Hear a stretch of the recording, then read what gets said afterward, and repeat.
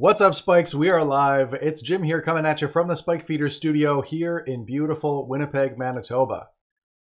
We are here with some fun today. We've got not the people that you see on your screen. I'm going to be editing those in just a sec.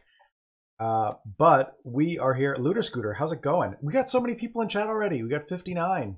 I see BWK789, Jay Pago, Kuma the Bear, Hosen, Vincente, Cosmic Shroom, Hucka, Davey. Who else we got? Kinesthetics. I see Elliot in chat and also on the screen. It's Chachi. I'm sure I missed a bunch of people, but shout out to everybody. Hope you're staying safe and staying healthy. Yeah, it's a stat holiday here in Canada. I don't know if you guys get Good Friday off, but we do.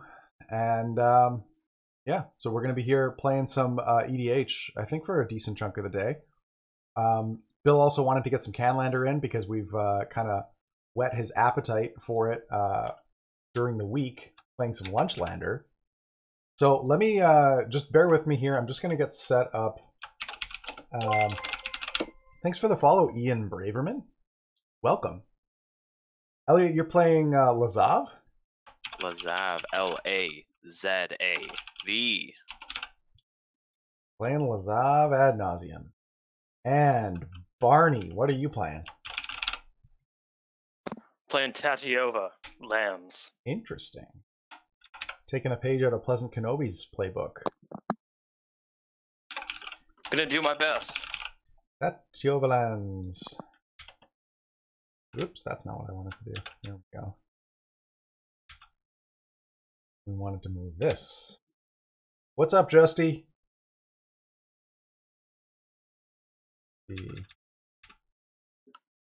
Yeah, okay, now we've got Zayden. Zayden, what are you playing?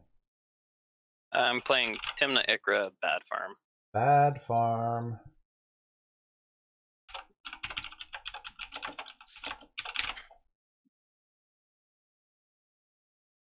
There we go. This over a little bit. Ian Braverman, I've been watching you on YouTube for a little while. Awesome to see you live. Yeah, it's fun to be live, actually. It's kind of a little difficult for us to actually record anything right now because we are appropriately social distancing. So, ooh, interesting. I made some changes to our overlay so that hopefully I'm better able to recognize when people... Here we go.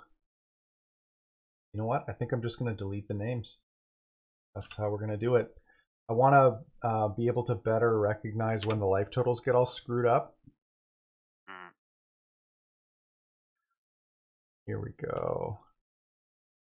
I hope you folks will bear with me while I just muck around with this a little. But I'm hoping that this will make it easier for me to run this stream. Somebody asking in chat, Zayden, do you want to give us a rundown on kind of what Bad Farm means? Sure. So Bad Farm is one of the turbo ad nauseum strategies, which are black-white based and splashing a third color, which in this case it's Abzan with the green from Ikra. It's a lot of tutors. You're trying to cast a really fast ad nauseum, and barring that, you got a bunch of dorky creatures that are the farm animals that, combined with Timna, allows you to draw cards, generate value, and work towards a longer-term ad nauseum plan, along with a couple other combos, which in this deck list, which other combos is there? There is the Leon and Relic Warder Animate Dead combo. Combine that with an Aristocrat drain effect like Zulfar Cutthroat to drain the table out. And there's Devastating Dreams to go with the ad nauseum, where you Angel's Grace, Devastating Dreams to kill the table, discarding, however the 60 or 80 cards you draw off ad nauseum, etc. I think there's one more line to win, but I can't remember. It's been a bit since I played it. Yeah. Cool. Anybody else want to give an intro on their deck? Elliot, what are you doing? Yeah, I guess I'm playing Lazav, the Multifarious, and it is also kind of a turbo ad nauseum strat. We've got a lot of low-cost artifacts and other stuff. And we're hoping to ad-nause a bunch of cards, or Basalt, Monolith, Mesmeric Orb, our library away, and then turn Lazov into a laboratory maniac, basically. Cool. Oh, let me see here. Just getting my lights turned on. Okay, yeah, I'm playing Pure and Toothy. This deck, if you've been watching us on the channel, you've seen it. The idea behind it is to draw some cards. Somebody's Sensei's top just popped out. Barney. Can I get you to refresh your browser? Yeah, my screen turned off. So, yeah, just keep an eye on that during the game because it'll probably keep turning off. Yeah, I'm playing Pure and Toothy. The idea is I want to draw some cards. I want to play a Toothy, draw some cards, put some counters on it, and then blink Toothy to draw some more cards, put more counters on Toothy, then draw more cards. It doesn't do a great job of winning the game, but it sure does draw cards, and I like doing that. So, Barney, what are you playing? Tatiova. I too am trying to draw cards and then not win the game. So instead of putting counters on a Toothy, I'll be, putting lands into play hopefully, and trying to maybe control the table a little bit, and then maybe draw someone out. I don't really have a lot of good ways to end the game. Nice. Alrighty. Should we roll?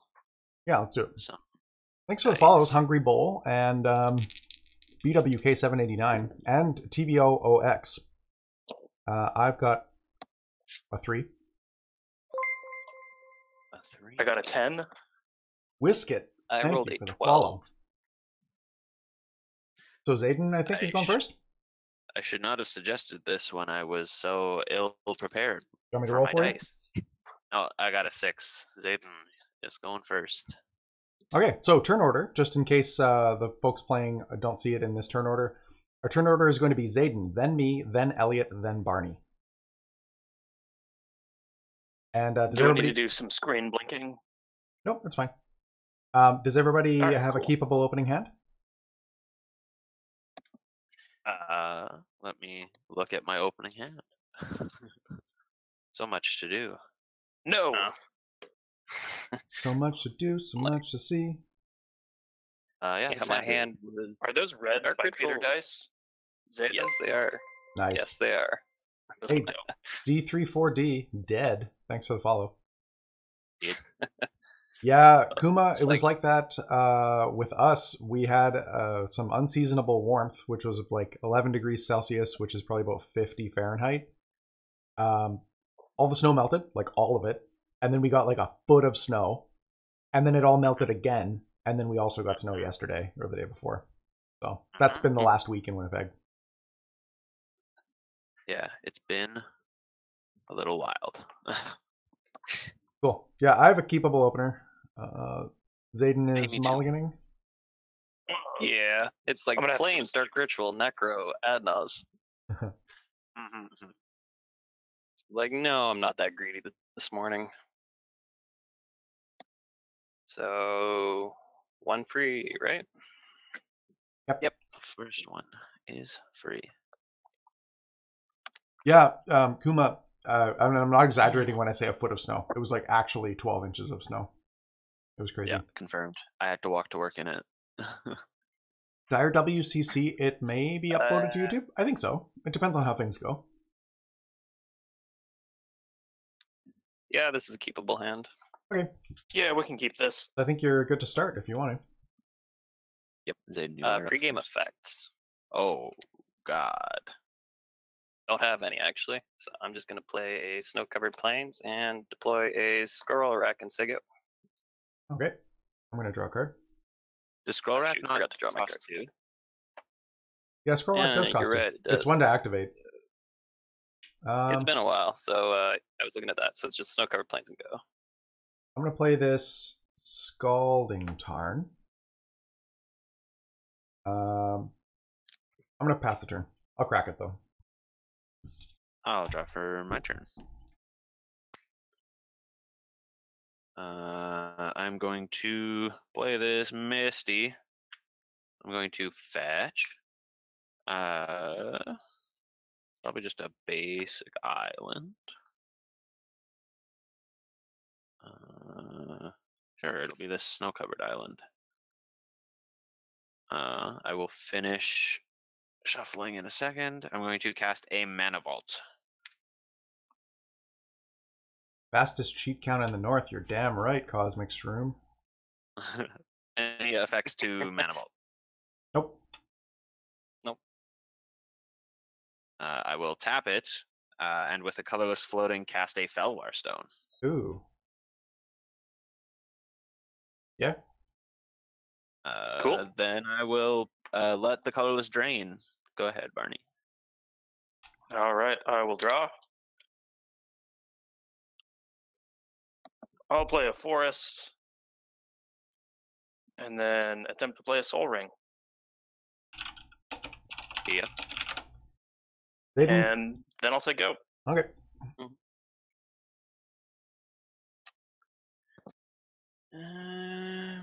Untap, keep draw. I will play a forest. I will play a carpet of flowers. Ooh, that's bad against. Yeah. Good I'm against gonna me. pass Bad priority. For me. I'm gonna pass priority on carpet. Yeah, I am as well. Yeah, that's good. Sounds like you got it. Move to my second main. Yep. Choose a target. And I will choose. So Jim has a. Reading I'll pool. choose Barney because you have an island, right? I have an island. I have a forest. Barney has a forest. Okay, I'll You target. can choose me if you Elliot like. then. No, I'm gonna target Elliot. I'm gonna add 1 green and then deploy a scroll rack.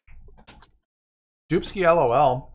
Hello to Germany. We got several Germans in chat today. And with that, if provided scroll rack resolves, I'll be passing the turn. Okay. I'm gonna untap. I'll draw a card. I'm gonna play Prismatic Vista. I'm gonna cast a Lion's Eye Diamond. Oh. Interesting. I'm gonna tap my breeding pool for a blue, cast a Mystic Remora. I guess I have a response. Well, I guess Barney. Oh no, it is me first. Yeah. I'm going to cast this Thought Scour. Targeting. Just myself. Okay. Sizzly Surprise, thank you for the sub. And to all of the other 87 of you in chat, if you have your Twitch Prime sub for this month available, it does help the channel. We do get a little bit of money every time you subscribe with your Twitch Prime. If you've got Amazon Prime, you've got Twitch Prime. So you can connect those and help out the channel if you want to do that. I'm going to mill Vampiric Tutor, Windfall. Oh my god. And draw a card. Oh. Well, that's kind of good. It's a little late after this Soul Ring and this Carpet of Flowers. But I think I'm going to do it. I'm going to go to 37 and Mental Misstep your Mystic Remora. Hard pass on that. Yeah, passing priority on that. Hey, Tylord, thanks for the sub. You guys are awesome. Everybody in chat, you're all awesome. Elliot, you are not awesome. That Mystic Remora is gonna die. I mean, I think I would have rather have countered this carpet or something. I know. Me too. I waited too long. I would have preferred that as well. I'm going to. Definitely would not. I'm going to crack the Prismatic Vista, and I'll pass the turn. I'm just going to get an island. It still costs you a life. I know. Yep. Okay, I'm passing the turn. Go ahead, Elliot. I will untap. I will lose a life to the Mana Vault and then draw. Ooh. It's a pretty good one. I'm going to play this Polluted Delta. And I'm going to cast a Nihil Spell Bomb. Nihil. Everyone is awesome, except for Elliot. He knows what he did. God, do I ever know what I did? Nihil Spell Bomb. Nihil Spell Bomb. Nefix. No, I think you're good. Yep, nah, bombs away. Alrighty. Should I just... yeah, I'm gonna crack this Delta. I'm going to get something, some land, probably an underground sea. Oh, it could be this snow-covered swamp. Does it matter? I want the underground sea. Oh, it could be an island as well because of the polluted delta.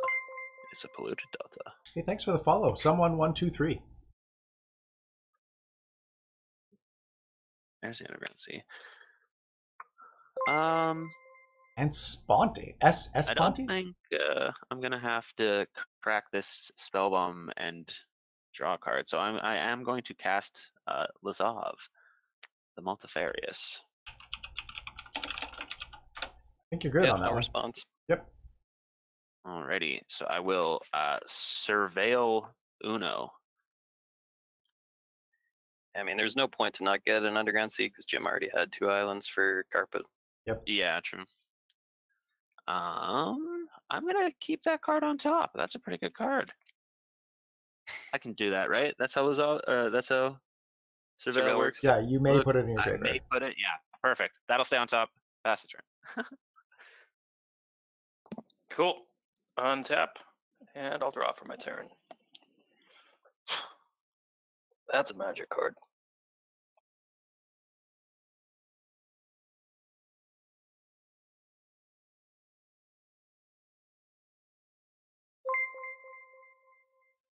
Hey, Stark MTG, thanks for starting the hype train. Really appreciate that. I'll say forest and I'll just say go. Okay. Ooh. Also, thank you for continuing your gift sub. For re-upping, if you will. Do we think any of the companions will be playable in EDH and CDH? I don't know. Untap. The restrictions are pretty rough. If the Orzhov cat was 3 instead of 2, then it would be bonkers, and I would play it in a heartbeat in Bears and Cars. But 2 is a little aggressive. I think it's more likely that if you see them pop up, they're going to be commanders, because you don't have to abide by the companion restriction. Yeah. The Boros one is super interesting. Yep. Target Jim with Carpet of Flowers. I will add 2 white mana to my mana pool. Then I will play Gemstone Caverns.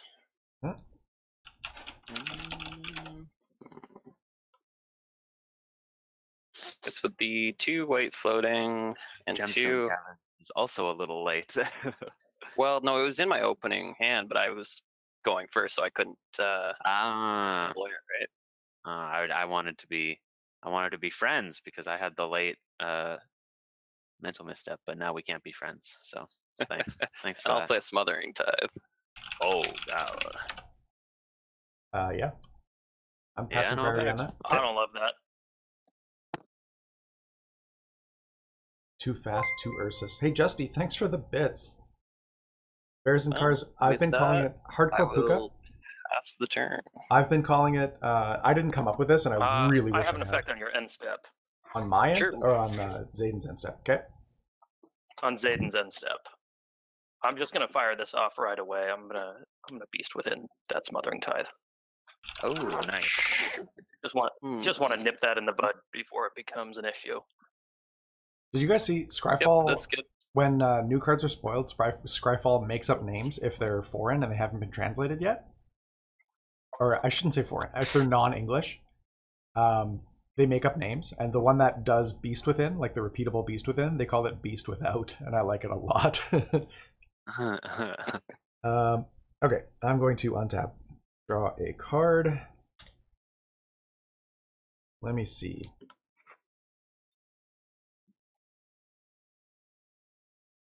So we've got a Beast and we've got a Lazav. Yep, those are the things on the field currently. Okay, I'm gonna play a Tabernacle at Pendrevale. A what? A Tabernacle at Pendrevale. Yeah, that's the thing. Black Waltz Washu, how's it going?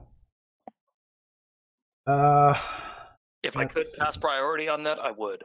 Take me to church. Something is something. Take me to the Tabernacle. That beats token. I'm going to then cast this Sylvan Library. And I continue to have no effects. If that resolves, I'm going to pass the turn. Alrighty. Yeah, no effects. Yeah, Sisley, surprised we do that for readability. Hopefully it helps. But yeah, it does take some getting used to when you're watching paper online gameplay. I will untap. So I have to pay 1 to keep Lazov, which I will do. Smothering Tithe is Beast Within. Yeah, Smothering Tithe. And then I cannot pay 4, so I will lose 1 off of my mana vaults. And then I will draw for my turn. And I will play this Urborg to Tombi of Yawgmoth. Black Waltz Washu waking up and making that bread. Making that bacon. What? I'm going to go to combat. Yep. I'm going to attack Jim for 1. Oh, why? Because you put a Tabernacle in play. Yeah, no blocks. I will pass. Might be deserved. On tap. Draw for my turn. Oh, can't make red because it's Passover. That's fair. Ooh. A little concerned for Barney. And I would really like a different color of mana available. I was gonna say, it didn't look like there was a whole lot of blue on your side. You know what? I'll just drop a Dark Depths as land for turn. Ooh. Ooh. Oh, you get black mana from it. Yeah, that taps for a black. Yeah. Yeah. Doesn't tap for a blue, though. I'm actually decently happy that my Tabernacle taps for mana now. Yeah, whatever. Shut up.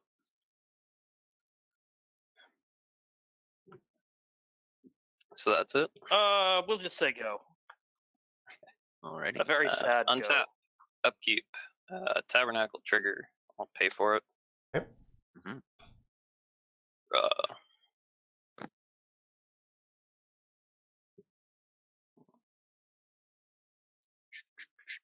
I guess I'll play my Urborg.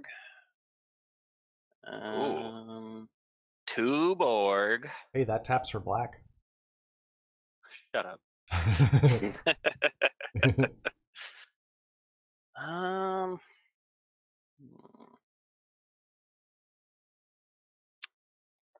I guess I will play Timna the Weaver. Timna. Yeah. I'm going to pass priority on Timna. No effects to Timna. Yeah, Timna's good. Move to combat. Mm-hmm. Jim, swing at you for 3. Ow. So much hate. No blocks. Wow, I'm drawing so much hate with my Tabernacle in play.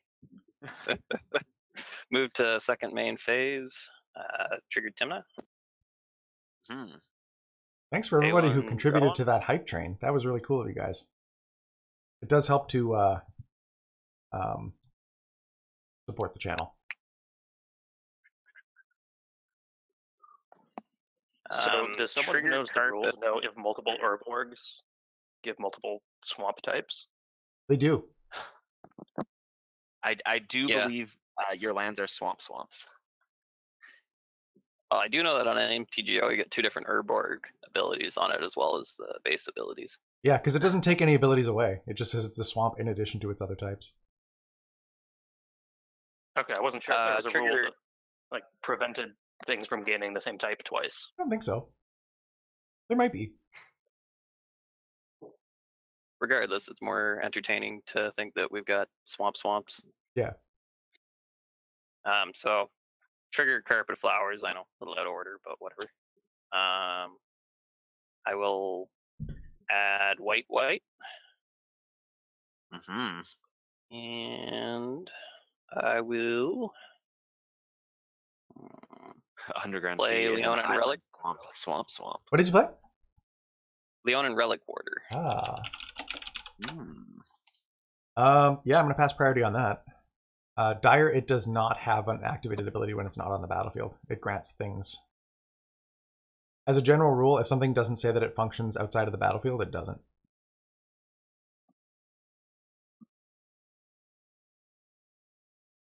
Which target artifact or enchantment would you like to exile?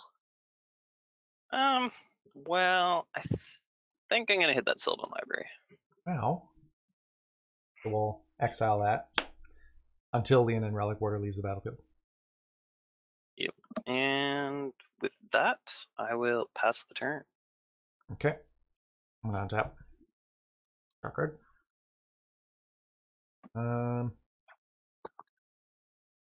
Let's see. I'm gonna play a Cephalid Coliseum. Mm-hmm.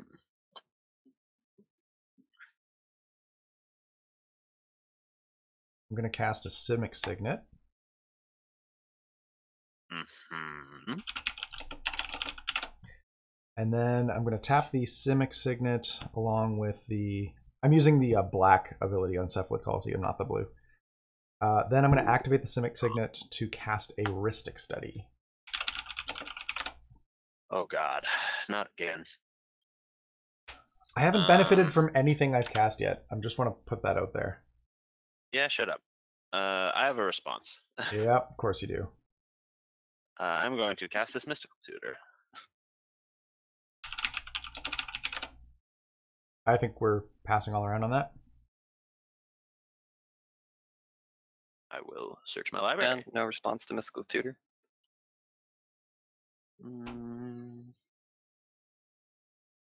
Also, hello to all 99 of you in chat. 99, Jiminy. Ooh, Tyler points out that they are indeed swamps. It is explicitly stated in the rules. Thank you, Tyler. I'm going to put this Demonic Consultation on top of my library. Everybody be cool. Don't tell me what to be. Are you passing priority on Rhystic Study? Yes. Now that the Demonic Consultation is on top of my library from the Mystical Tutor, I am passing priority. Barney? Yep. Zayden? Yeah, it's good. Rhystic Study is in play, and I'm going to pass the turn. Jim, how does it feel to have more viewers than cards in your deck? Feels pretty good, I'm not going to lie to you. At the end of your turn, I'm going to sack this Spell Bomb, exiling the Smothering Tithe from Zayden's graveyard, and paying a black to draw a card. Mm-hmm. Yeah, no bugs. In my upkeep. Yeah, Gulumak, notably, Cabal Coffers doesn't count the number of swamp subtypes that are on cards. It just counts the number of swamp cards. So they could be swamps, and it wouldn't make a difference. It's still only going to count as one. Swamps. I am not paying for the Tabernacle on this Lazav. Okay. You will go back to the command zone. I am not paying to untap my Mana Vault. I will go to 33. Hey, Mom. Mom. Draw a card for my turn. How you doing, bud? Roger JCT, we're playing some CEDH. This is a pretty good reason to go for it, I guess. I'm going to shock myself for this Watery Grave. Okay. I am going to cast a Jace, Wielder of Mysteries. Are you not paying the one. I want to draw a card. Barney, priority. Pass on that. Zayden? No response. I'm also going to pass the turn. Pass the turn, the whole last turn. Yeah, it's Barney's turn now. This will go to 4 counters is what he enters with. I'm going to cast this demonic consultation. Are you paying the 1? Not paying 1. Late on 103, the artifact is Scroll Rack. I'm going to draw a card from Mystic Study. Barney, Yes, sir. priority on demonic consultation. Pass priority. Zayden? Well, pass priority. Yeah, I'm also going to pass priority. I am going to name what is the funny meme? Abandon Hope. Yeah. Yeah, Abandon Hope. Name Tragic Arrogance. Name of Tragic Arrogance is nice. I'm going to exile every card in my deck because I don't have one of those. And then I'm going to attempt to plus Jace, targeting myself. Barney?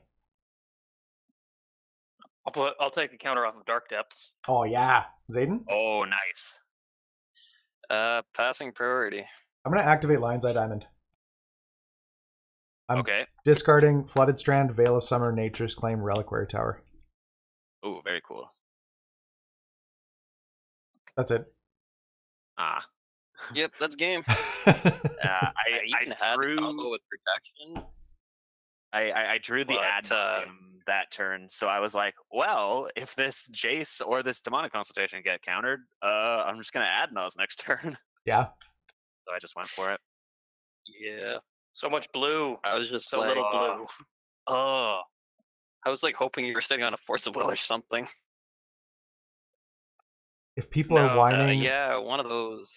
If people are whining, name Chiller Pillar. That's a good one. Yeah. Okay. I Cool. had 2 forests, and I couldn't go down to 5 cards. Hey, Posen, thanks for the sub with hoping for a Twitch redraw. Prime. Appreciate that a lot. Actually. Yeah, that Nihil Spellbomb was awkward there. Yeah. You were gonna go for it with the Relic Order? I didn't have enough mana left that turn. What I was gonna do actually was, if it came around to my turn, I would was gonna let Relic Order die to well, I was hoping you were gonna crack it, and then I was gonna let it die to Tabernacle, and then use my carpet to play out my Grand Abolisher, and then combo off with Altar of the Brood and hope nobody had any Eldrazi in their deck.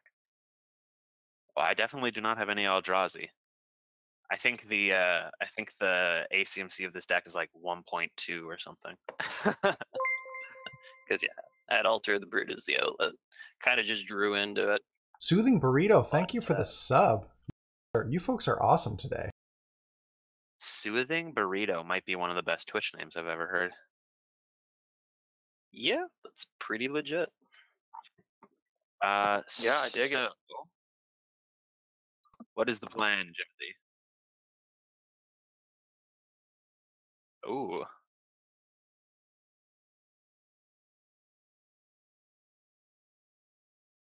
Yeah, I think the plan is... Sorry, I was muted.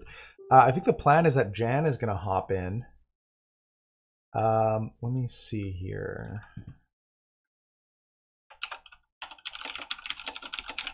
Just checking to see if we've got anybody else that wants to hop in. If not, then we're probably just going to flip a coin between Zayden and Barney, see who gets to stick in here.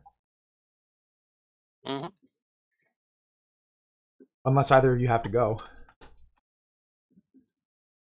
It's Good Friday. My bouldering trip was canceled, so I got nowhere better to be. Oh yeah, that's fine. Yeah, it's Friday, and I'm in lockdown. Yeah. Anton in chat says, I think naming schemes should be allowed, and my favorite one of these is no one will hear your cries. Ooh. I like, what was it, Behold My Dark Power or whatever? That's a good one. That's pretty good. How are you guys setting up your cameras? Well, let me tell you, Ian Braverman, we've got, well, I can speak for myself, but basically I've got a scissor arm, kind of like you would use for a lamp.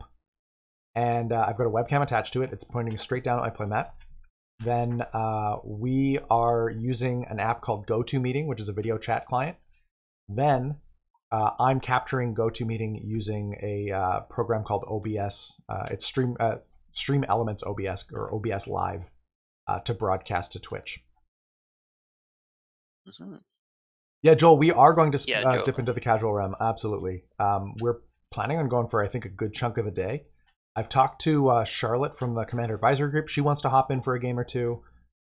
GoToMeeting is really good for broadcasting. I've found that the video quality is much, much, much better than like Discord video or Zoom or Google Hangouts. And the best part about it, I've found, is that it's got a predictable shape. So if you're cropping things, you can kind of just leave things cropped and you don't have to redo it every time. So, okay, we're going to be right back. No, GoToMeeting costs money. It's about $340 Canadian a year. It's like $16 a month. I don't know if the math works out on that. We're going to be taking, we are going to be doing some Canlander today. I know Bill wanted to get in on some Canlander. We are going to be doing, we can only do one pod at a time because we only have one Twitch channel.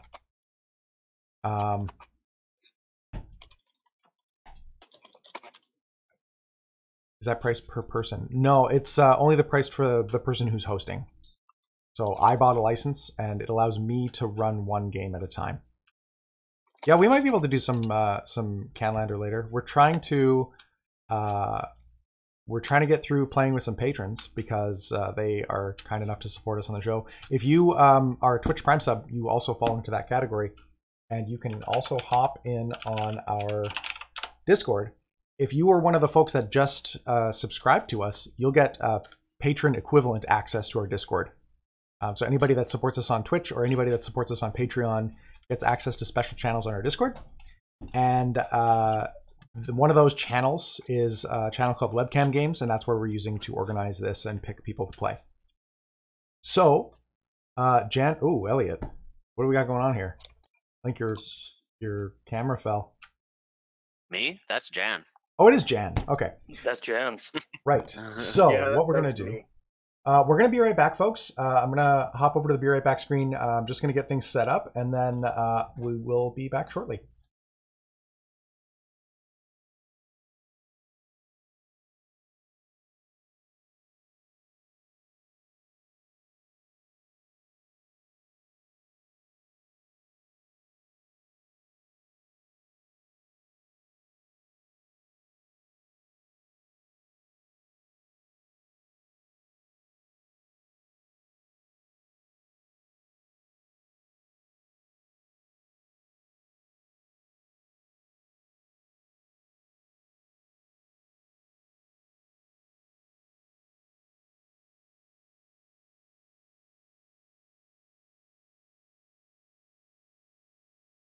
Hey, everybody who's subscribing, thank you so much. Duke Patrol and Joel. Joel is re-upping his sub that he got from Phil.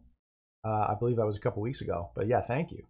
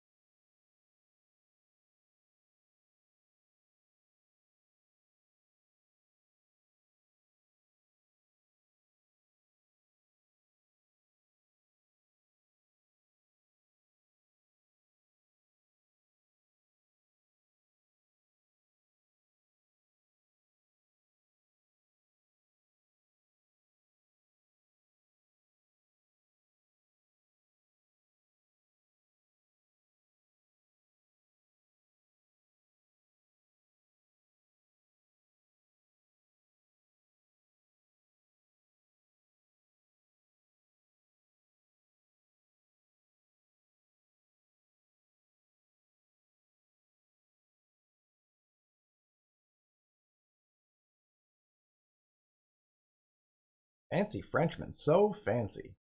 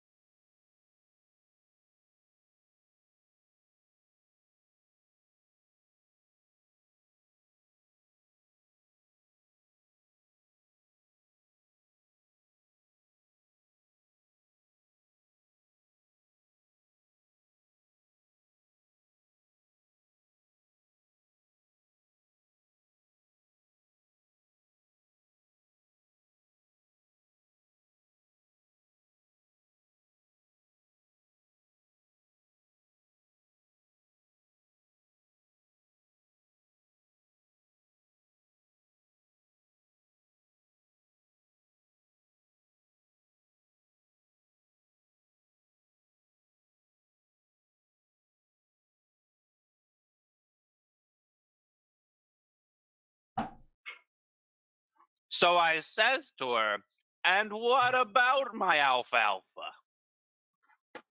What? I don't know. I was trying to be fun. Did it work? Did it work? Are we back?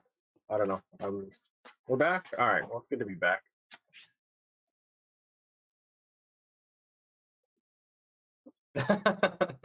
Well,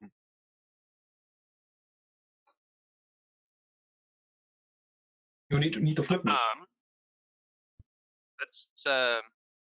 Let's have chat decide, shall we? Ask everybody else first. you're like so right. I'm playing El Shatab, as seen on our channel, with some slight modifications. I am playing 4-color control Rashmi, or not but Vile Smasher Thrasios. These are the 3 decks that were sitting in my red deck box. Everybody in chat, vote for which deck I'm about to play. Go, quick. 7. I'm playing Anya again. Some madness.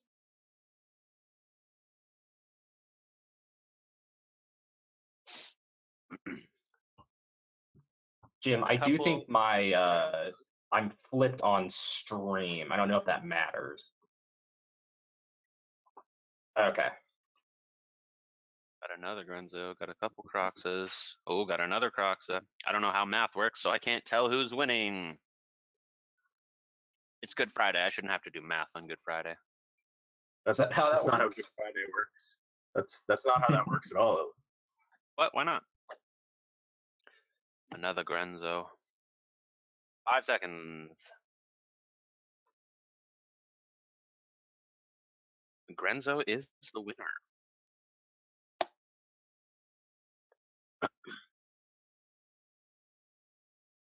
Oh yeah, I gotta represent. Very someone has to. We are professionals, Jim. Someone has to be on brand. Yeah.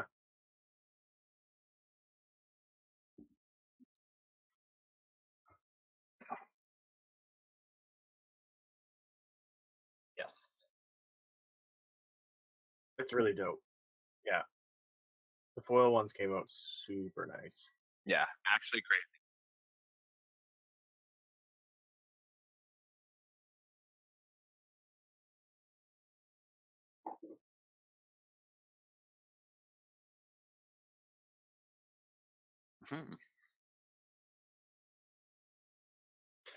Yeah, so my playmat was actually it's from Gen Con of last year. And it is all you can't see the edges, but is all 36 stained glass walkers from War of the Spark. And this one was the limited edition one that comes with the giant nickel bolus on this side right here, which is a little annoying because it makes it larger than a standard playmat. But the very cool thing about it, if you want to bamboozle your opponents, is each planeswalker is roughly the same size as a magic card. So you can just hide your permanents in the art, and no one is the wiser. Yeah. Yeah, that's the plan. Do we have the power? We know how to do that? I don't know. Yeah. Oh, shit. There you go.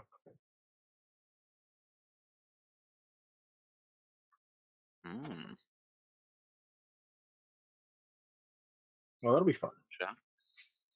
Yeah, I was talking about like when I can get back to streaming, I want to put a green screen like cloth behind me, because I think the look on stream where there's no background and it's just like the outline is way cleaner. Oh, like day nine, yeah, like that, and it looks so clean. You can just like put yourself anywhere in the frame.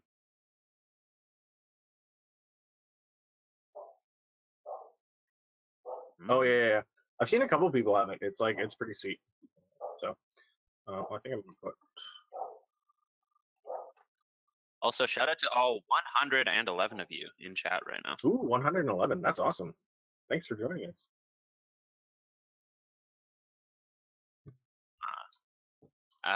Everybody looks like they have some snazzy D6 there. Shall we roll them?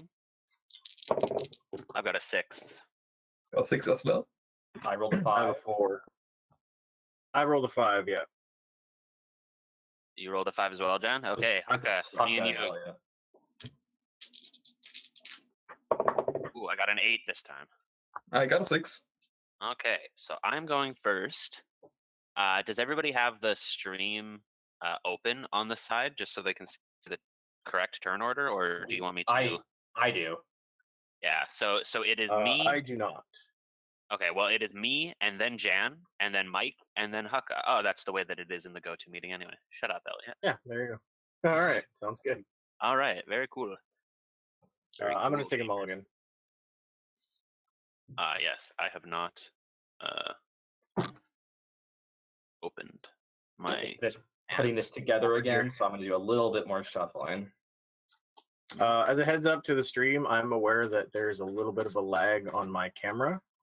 Still haven't sorted that out, but I will try. I will play slowly for the benefit of everyone watching.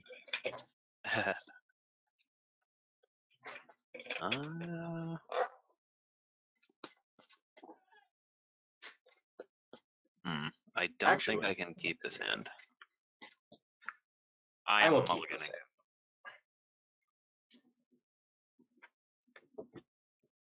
Makes me nervous when people keep their first opener. This is like literally the same hand, but with different lands. Oh, I hear Shannon. Oh, That's impressive. I think they are both upstairs. If we hit 200 viewers, we'll have a guest Nigel appearance. Oh, don't say things like that. We'll have 500 viewers before you know it. I think that's the point. Like, we do say things like that. Tell your friends if we get 200 people. We'll make Jim bring Nigel on stream. Yeah, or kittens. I don't know, whatever they got over there. We're just making promises for Jim to keep while he's not here. That's the whole basis of our channel, really. I was gonna say, what else is new? This is what we do. Kittens should be easier to put on the table. Exactly. I can't. Haka, what are you playing? I can't really see. Anya Falkenrath. The Madness Commander from 19. Yes, sweet. The one that I got commented to heck on for not pronouncing correctly on MTG Mutsta's video. How did you pronounce it? What did you say? I honestly don't remember. I think I was saying Anya, but I could be wrong. I know people commented on how I was incorrect, and then Gavin went on Twitter and posted how it was supposed to be pronounced, and he was told he was wrong, which was pretty funny since he designed the card. Yeah, I feel like he's probably an authority on that. To be fair, it was all really well explained, like why it was pronounced the way it was by people who said he was wrong. It was just kind of a funny sort of.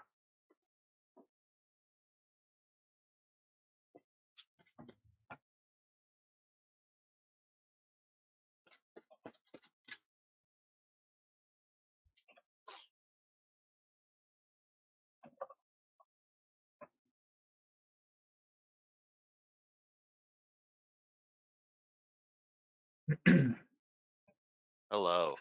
Hello. It is me first. So me, then Jan, then Mike, then Haka. Also, I am playing Pier and Toothy, by the way. Oh, sweet. Pier and Toothy. I am playing Grenza. Oh, so we've got two Rakdos. Two Rakdos decks. Two Rakdos.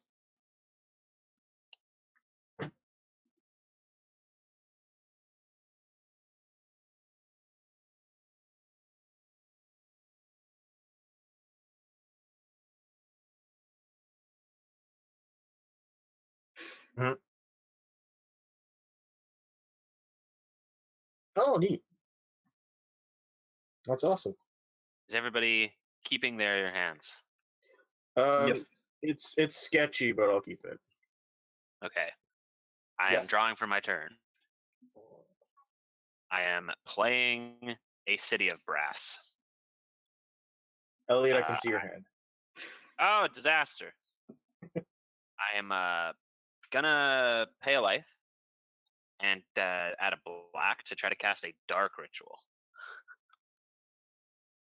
Yeah, I got no effects. I will pass on dark ritual. You're gonna win? Yeah, I got nothing. I am certainly not going to win. Don't get excited. This is a very modest dark ritual. I'm gonna cast this arcane signet. Okay. And then a Grenzo? And then a Grenzo. Oh. X equals 0. And I will pass the turn. Okay.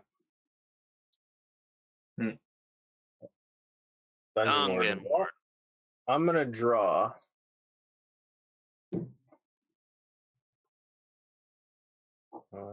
And then I'll play a Tundra and pass. Yeah, Kuma. Even pretty modest dark rituals. I mean, I have 4 CMC worth of permanents in play. I'm gonna play Tropical Islands. Cast a Deathrite Shaman. Ooh, that one's gonna be bad. Ooh. And then pass. Okay. I like that. You pass? Yes, your turn, Haka. Okay. Profiter. Cast the I cast a polluted delta. Then I cast a jeweled amulet. Ooh, I play that one too. Gonna crack the delta for a blood crypt and play a soul ring. Ooh, It's pretty good. And then I pass turn. Pretty good. I will untap. I will draw.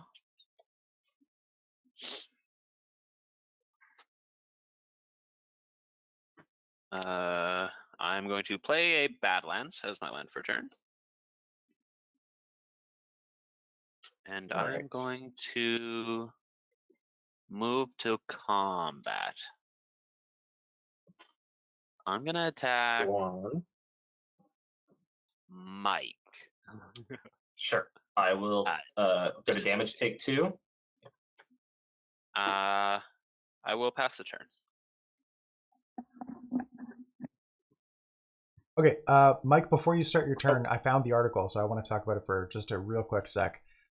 So this is what Sheldon Menery wrote about us. The Spike Feeders are a Winnipeg-based commander group, a play group that skews towards the high end of the power spectrum. Their gameplay videos focus on creative deck building with a focus on positive social interaction. That I wrote. Sheldon actually approached me about this article last week or the week before. I wrote that little 2-sentence blurb about what we are. Whichever of the cast of Bill, Elliot, Jan, Jerry, Madison, and Jim you're watching, you know you're in for a brain-twisting time involving some of the most convoluted spell stacks you've seen in a while. While some people might mislabel them as CEDH, I'd call them high-powered casual. You can tell the games are a lot more about the gathering than the magic. I asked Jim what he'd tell people about the group that they wouldn't immediately guess. He said, and I said this, shocker, spoiler, I know.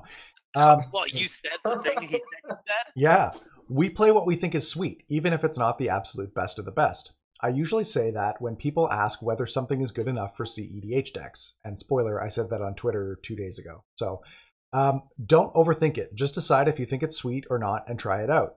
We're big advocates of the idea that there's no downside for being objectively wrong about deck building, so you might as well go out and try new things to see what works.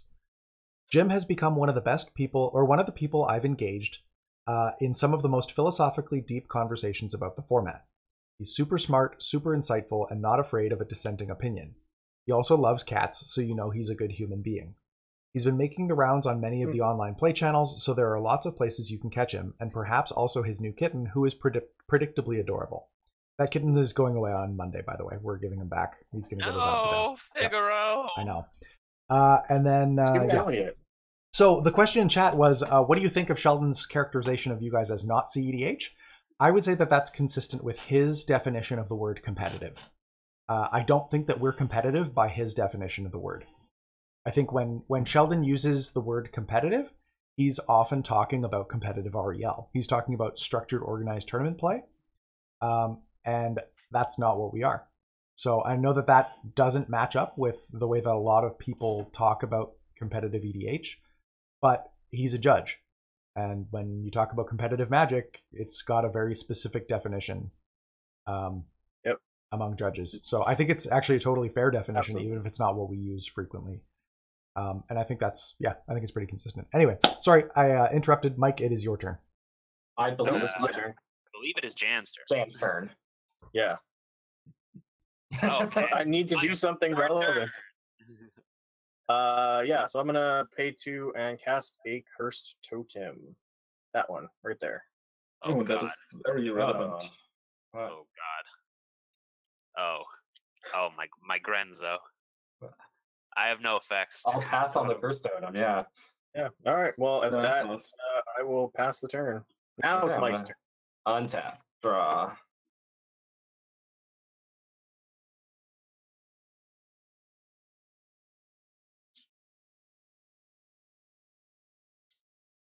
I'm going to add a blue and cast a Ponder. Okay. Is that good, Jan? Yep, I have no effects. Yeah. No effects. That's funny. Wolfie in chat is like, is that a cursed totem or a stained glass planeswalker? Who can say? Who can say? Who can say? I believe it is a Davriel, but if I move him here, it's a Teferi. I'm going to order them and not shuffle. Draw this card. Anything would be better than the totem, to be honest. I also apologize. Card Fetcher is going so slow right now. I don't know why. But also, we may get Sheldon in for a casual game later on today. If you guys want to ask him questions yourself, provided you can keep it respectful. It's a possibility. Nothing's out of the realm of possibility. I guess I'm out. Awesome. Respectful. Respectful. That's not how we do things here in Winnipeg. Island, keep things very disrespectful and play Mystic Remora. Oh no. Gosh. Everybody's playing Remoras and Ristic Studies and stuff. And with that, I will pass my turn. Oh, sorry. I might have a response. Does Hucka? Sure. No, I'm fine. No, with it on the stack, I'm just going to cast my Plunge into Darkness. Sure. Before it resolves there, I'm going to pay. I think I'm going to be pretty aggressive, but not like super aggressive. I want to find something to kill this cursed totem. So I'm going to pay. Do you play artifact removal in Rakdos? What? Are you drunk? I'm going to pay 12 life. So I'm going to go to 27. And I'm going to look at the top 12. 2, 3, 4, 5, 6, 7, 8, 9, 10, 11, 12, and not find a piece of artifact removal. Isn't that sweet? I mean, I'm a fan of it. Now I have to put one of these into my hand and exile the rest. Ooh, that's good. Keep the ad nauseum. Keep the ad nauseum. Good plan. I wish. Wow, could you imagine if this card put them on the bottom? Wow, Grenzo. Oh man. Oh. Oh, sweet. Mm-hmm. I think it also might be like our internet with everybody working from home. I know like our local internet providers have been like crazy overloaded. Yeah, getting swamped. Tubes getting jammed in Winnipeg. Yeah. Gosh, these are why did I pick 12? 12 is so many. I have to only pick one of these? Yeah, This people are talking about Sheldon in chat. I would say we believe that everybody should be treated with some degree of respect. Oh, it's not. Yeah, absolutely. It's not exclusive to Sheldon. The reason why I mention it with Sheldon is because historically I've found that when he does put himself out there, he tends to not get respect that he deserves as a person, not just as the creator of the format. Yeah, literally, he is a human being. Can we be cool? I'm a firm believer you don't have to agree with all his philosophies and all his decisions, but treat him like a person. Yeah, and I don't. I'm going to put that out there. I don't agree with his I don't agree with everything he does, but I've met him in person. He's a very wonderful human being. He's a nice person, and we just have differing opinions on stuff, and that's that. Like I don't attack him or call him out, and I don't think anyone should. Yeah. So, yeah, with that being said, he's actually in for games. He's going to be ready by 3 o'clock Eastern. So that's like 1 o'clock our time, I think. Yeah, that's not too bad. Yeah. Sounds about right. I'm going to put this card into my hand. I don't have to show that, but I am going to be exiling Bloodstained Mire, a Swamp, a Chrome Mox, a Jeweled Amulet, a Lion's Eye Diamond, a Gamble, a Rain of Filth, a Toxic Deluge, a Metallic Mimic, a Murderous Redcap, and a Mog Raider. Okay. They're all exiled. If anybody has any questions later, you can feel free to ask, because I know I whipped through that pretty quick. The Mystic Remora, I have no further responses to. Everybody got that? Yep, it's all good. Okay. I will pass. End of turn, I charge the amulet, the colorless. Untap, draw for turn. I'm gonna play a Pete Bog. As land for turn. My good friend, Peter! Peter Vaughn! Rector stable. And then I pass turn. Oh, it's my turn. I'm an amateur. Okay. I'm gonna untap. I'm gonna draw. Ooh, that is also not artifact removal. Should have kept the gamble, Elliot. You could have got some. I mean, I kept something that is kind of like a gamble. Oh, is it Demonic Tutor?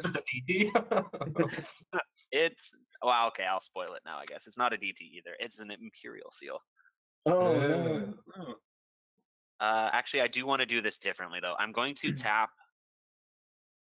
Oh no, this doesn't work at all. Okay, I have a trigger off of it.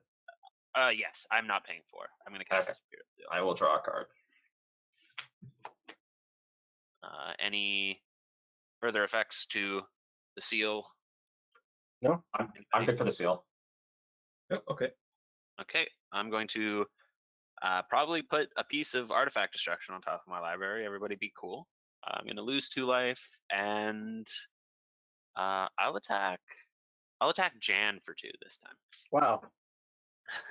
That's unexpected. Why would you even do that?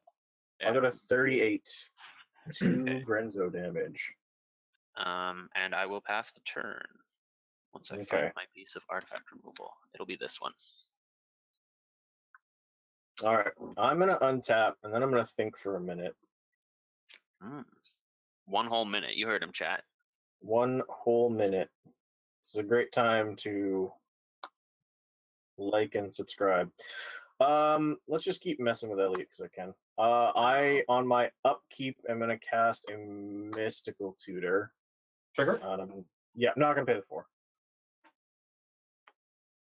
I got a response. Oh no! Okay. I tap 2 and want to burn out your Mystical Tutor. Oh! Burn out? I don't know what that does. And I'm not paying the 4. Okay. Hey, what does Burnout do? Not that I can do anything about it. It counters target blue instant, and I draw a card in the next upkeep. Oh, that's pretty good. Alright. Mystical Tutor down.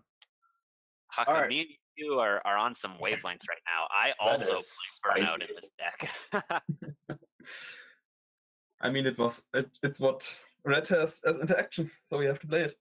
Yeah. I'll play a Flooded Strand, and then I will go to 37. Where's my... And I'm going to go get a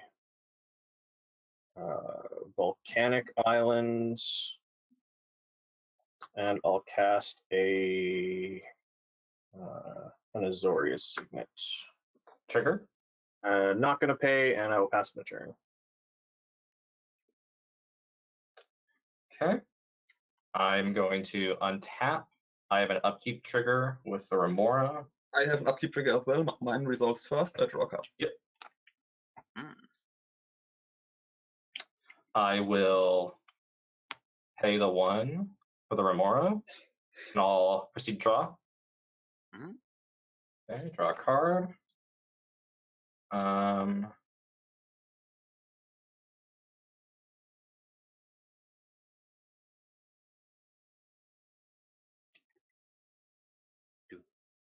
Ba-doo. Ba-doo, ba-doo, ba-doo. 1, 2.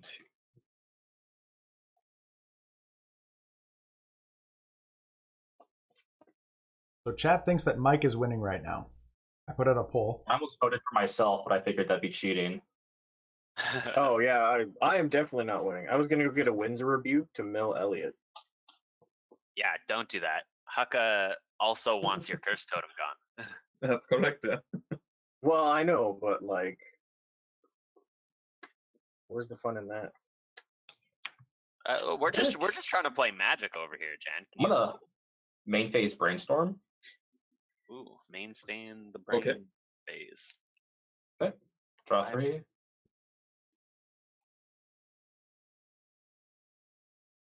Ooh, it is Hukka. Oh. What? I'm still here. It's not. Thanks It's for the not follow, me. Glenn Roberto.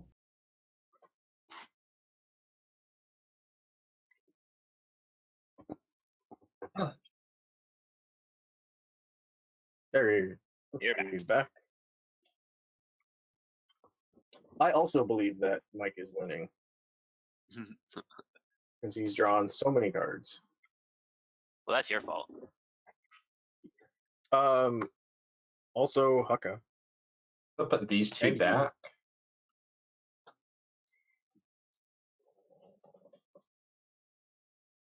Misty Rainforest. Mm-hmm. Chromox. Yep. Mm-hmm. Okay, I'm going to imprint Sig River Cutthroat. Ooh. Mm-hmm. And I'm back down to 7 cards in hand, and I believe... Yeah, I'll pass the turn. Alrighty. Alright. Untap and upkeep. Draw for turn. How do I do this? Curse Totem is still there? Yes, Yeah, it is. Elliot hasn't done anything about it yet. Elliot. Wow, be cool. I had to cast an Imperial Seal first. And then I was so distracted that I didn't cast my Rakdos Signet, so now I just have this sitting in my hand. I guess I'm just gonna cast Onion with 1 black floating. I have no effects. No effects. Anya's fine. Okay, then I'm gonna play Alliance Eye Diamond. Oh no. I have a trigger. You do have a trigger. Yeah, I'm not paying no for. effects to Okay, Mr. Kumar. before the trigger resolves, I'm gonna crack the Misty for an Underground Sea, Okay. and then I'll draw. But I don't have a response to the LED. Okay.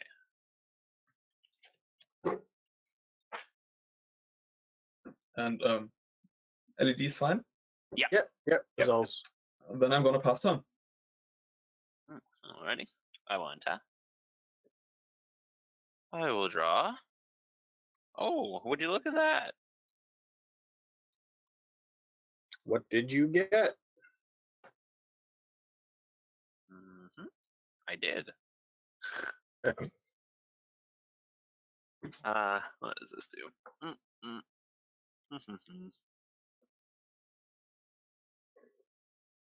Nothing. Cool. Very cool.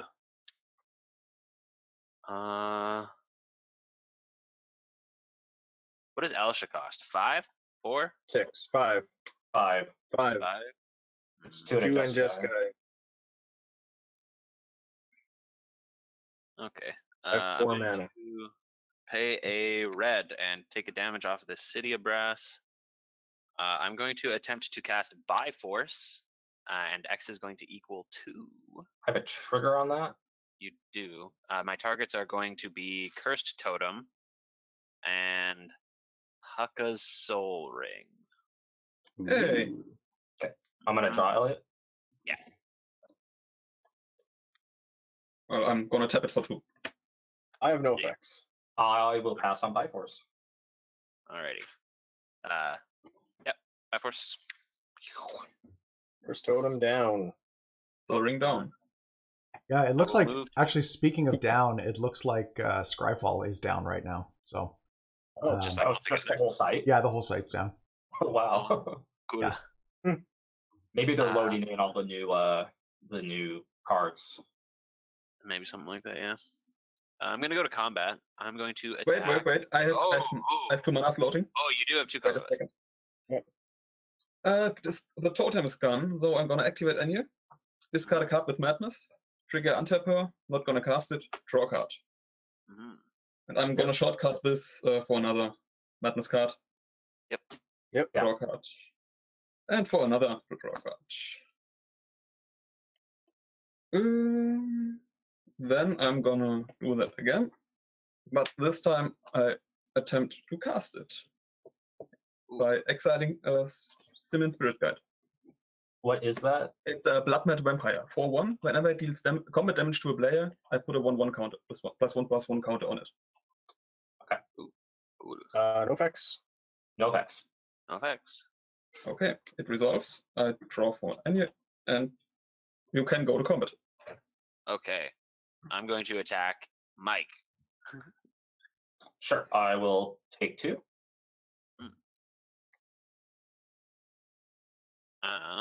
I will pass the turn. All right. I'm going to untap and draw. Let's play this snow-covered island.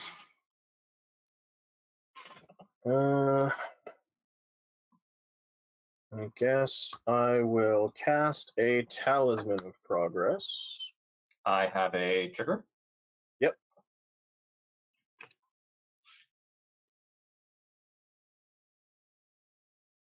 And then I will add a white. I will take a pain for another white, going down to 36. And I'll cast a Grand Abolisher. Oh, interesting. Just be cool, everybody. I need a blocker.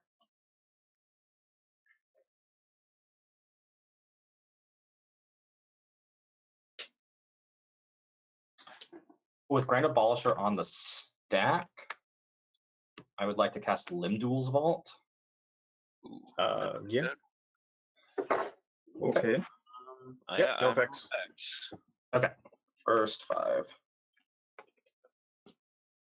Jan Vincenti in the chat is asking, which stained glass planeswalker did you get from your International Women's Day Secret Lair? I got Tamio.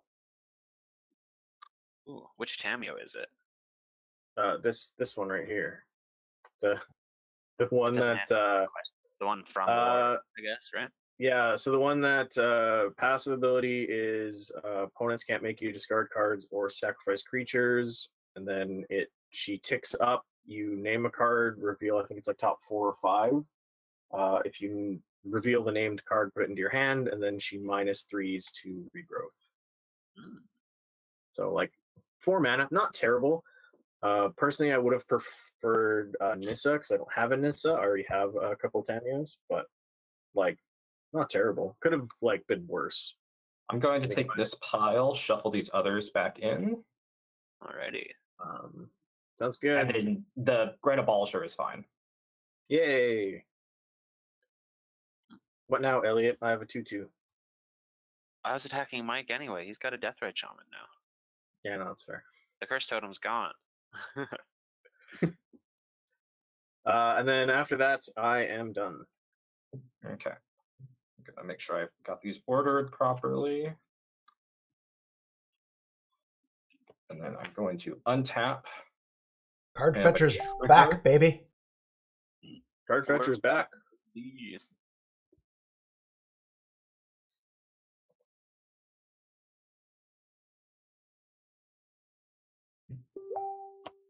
Guess who's back? I'll let the Remora go. Oh, he was so young. Draw a card. And did let you draw like 1 trillion cards, though. Means that Mike needs all the mana. I mean, he did Lindell's Vault. That's fair. He's got a fetch, so he's got 1, 2, 3, 4, 5. Maybe Yeah, 7. I think I have a land I think drop we all also. have. Yeah, I think we all have lands in our graveyard. Yeah, I don't like. Yeah. I got a 30. Oh yeah. Untap Steam Vents. This is bad. Doesn't look great.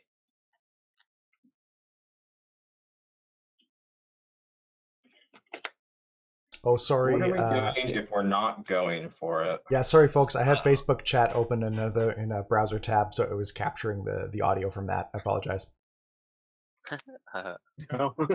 Thassa's Oracle. Oh no. Oh well. I have no effects. Well, I want to discard a Buried Ruin to see if I draw Force of Will or something. Yeah. Sadly not. I have a pair of snow-covered islands in my hand, so I will pass. Okay. Trigger on the stack. I'm going to cast Tainted Pact. Yeah. That is a card. There's a card. Okay. I'm going to proceed to flip over my deck if that resolves. Oh, you can put that Birds of Paradise in your hand if you want. I could put this into my hand. And then Thassa's Oracle trigger resolves. Yep. I Yep. have no effects. That's game. Okay. I was so like my hand was so awkwardly close. I had this bubbling muck, but the City of Brass isn't a swamp. And then I had this Pyretic Ritual and this Doomsday. I was like actually so close. Oof. I'm pretty sure I just drew mana rocks and lands. I mean, Yeah, I'm sort of like not trying to go fast there we with go. this, but I saw That's the the top card of my library. what was it? I can't see it. One more turn. Oh, What was it's it? coming up. Oh, Oh, it is Force of Will.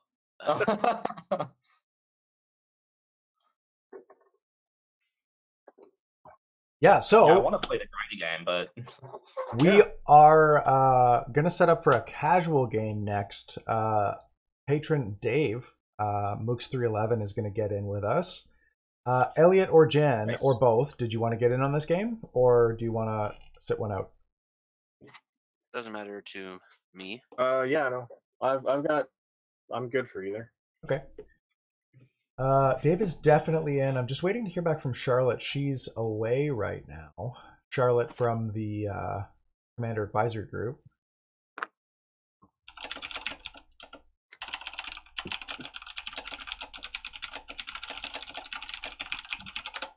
Let's see.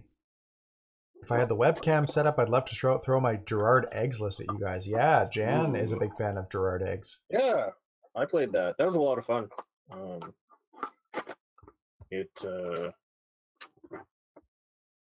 cool because when it works, it's fantastic, and then when it doesn't work, you have a bunch of like small creatures to try to just combat people to death.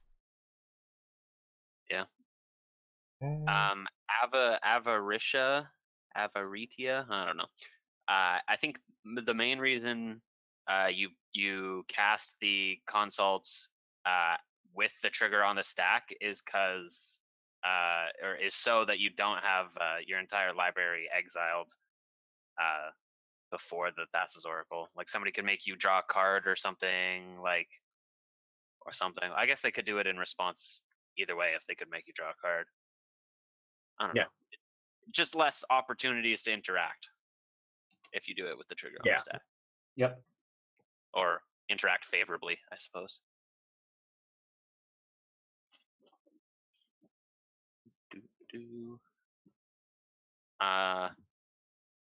So we're doing a casual game? Yeah. Next? I'm just organizing. Okay, so Haka and Mike, I'm going to need you to hop off and disconnect from Sensei's top. Thank you for joining us. Really appreciate it. Thank you. Yeah, thanks for playing. thanks for having Thanks us. for How do we spanking my disconnect butt. here? Oh, go Up to there. the Yeah, found it. Okay. Found it. Yeah, you found it. Alrighty. Let's see. Marrow, we got Fast as Oracle, Tainted Pacted. I You did the bet Liberty we thing. did. It was an Oracle kill from Mike. Thassa saw the future. Thassa's Oracle saw the future. Yep. Haka says it's rigged. He would. He would. I did. So, chat, what do you think so far of the games? That's game 2 in the books here. 105 of you Okay. joining us on this Friday morning. 105. That's good. Oh, by the way, Jim, I told him if we hit 200, you'd bring Nigel in for a game. Oh yeah, we can do that. Just a heads up. Okay, so we're definitely getting Mike in, or not Dave in.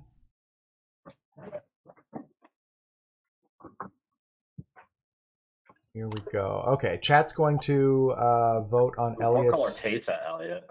on Elliot's casual deck. Yeah, so the 4 options there are what you can choose for me to play in this casual game. Those are my 4 casual decks.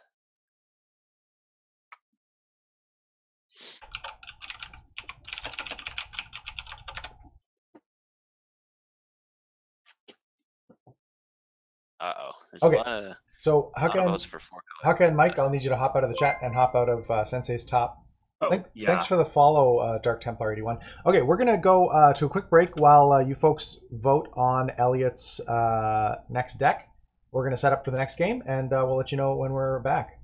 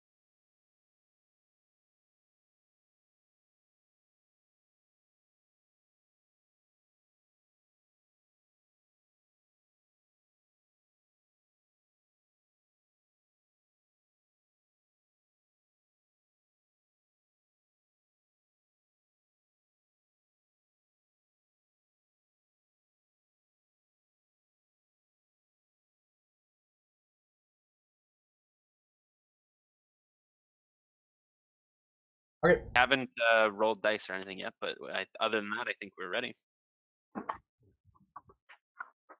Oh, good. Always good. Always good.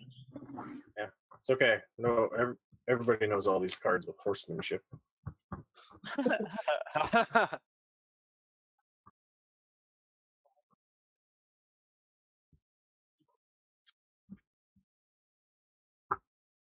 Oh, come on.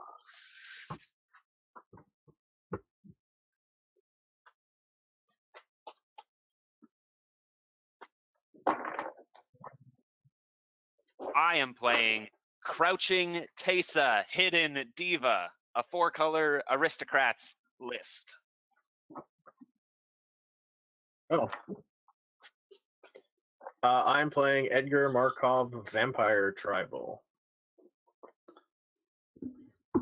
Yep. I am playing Boros Card Draw, Feather. I know you can't see him because my glare is horrible, but Feather. Yeah.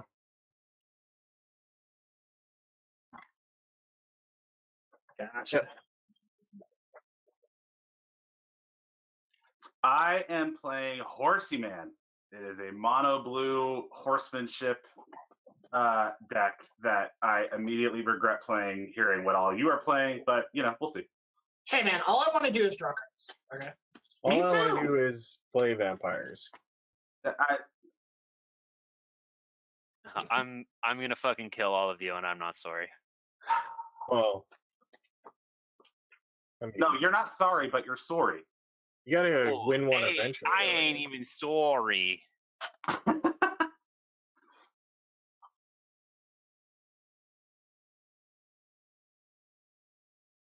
That's entirely possible.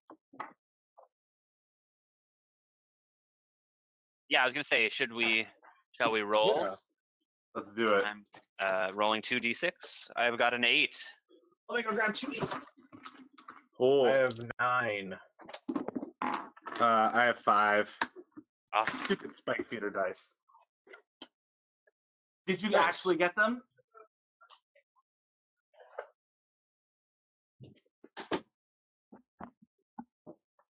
Chat. They can't hear me. Yeah, now chat can hear me. Yeah, I was talking to our LGS recently, the one close by that Jan used to work at, and basically I said, hey, how are things going? I know you're probably going through some rough times right now because because of stuff. And I said, I was thinking, what can I buy? So I figured I'd buy more boxes because we ship our playmats in BCW 800 count boxes. So I said, hey, can you sell me 50 of these, right? And they said, yeah, sure. They only had 22 in stock. So I'm like, I'll buy all of them. And then, I said, what else do you have that's kind of cool right now? And they said, well, are you looking for Magic or board games? And I said, well, both. So he says, well, we have some mystery boosters in stock right now. And I'm like, I'll take them. So they had a box. There you go. So I have them now. And then Nice. I also said, what kind of board games would be good for 2 people? Because Shannon and I are socially isolating together. And so we also picked up a copy of Naga Raja or Raja Naga. That game's sweet. Yeah, Scotia was saying it was really, really cool. So shout out to Amusin Games. If you're here, if you're from here in Winnipeg, Amusin Games is great. We like them. Yep. And I used to work there. Well, no, I dropped a bunch of cards. Yeah, so I just dropped $350 at my LGS. So I think we're all ready to go. Skyfall is back down, like I mentioned, but 102 of you, I think we're ready to go. Yeah, I'm ready. Yep. So, yeah. I am. Who's going first? Oh no. I rolled I an am. 8, so. Jan's going first? Jan rolled a 9. I rolled an 8 as Okay, well. so turn order for those of you who are playing this game. Turn order is going to be Jan, then Dan, then Davey, then Elliot. Then Elliot. Oh no, Elliot.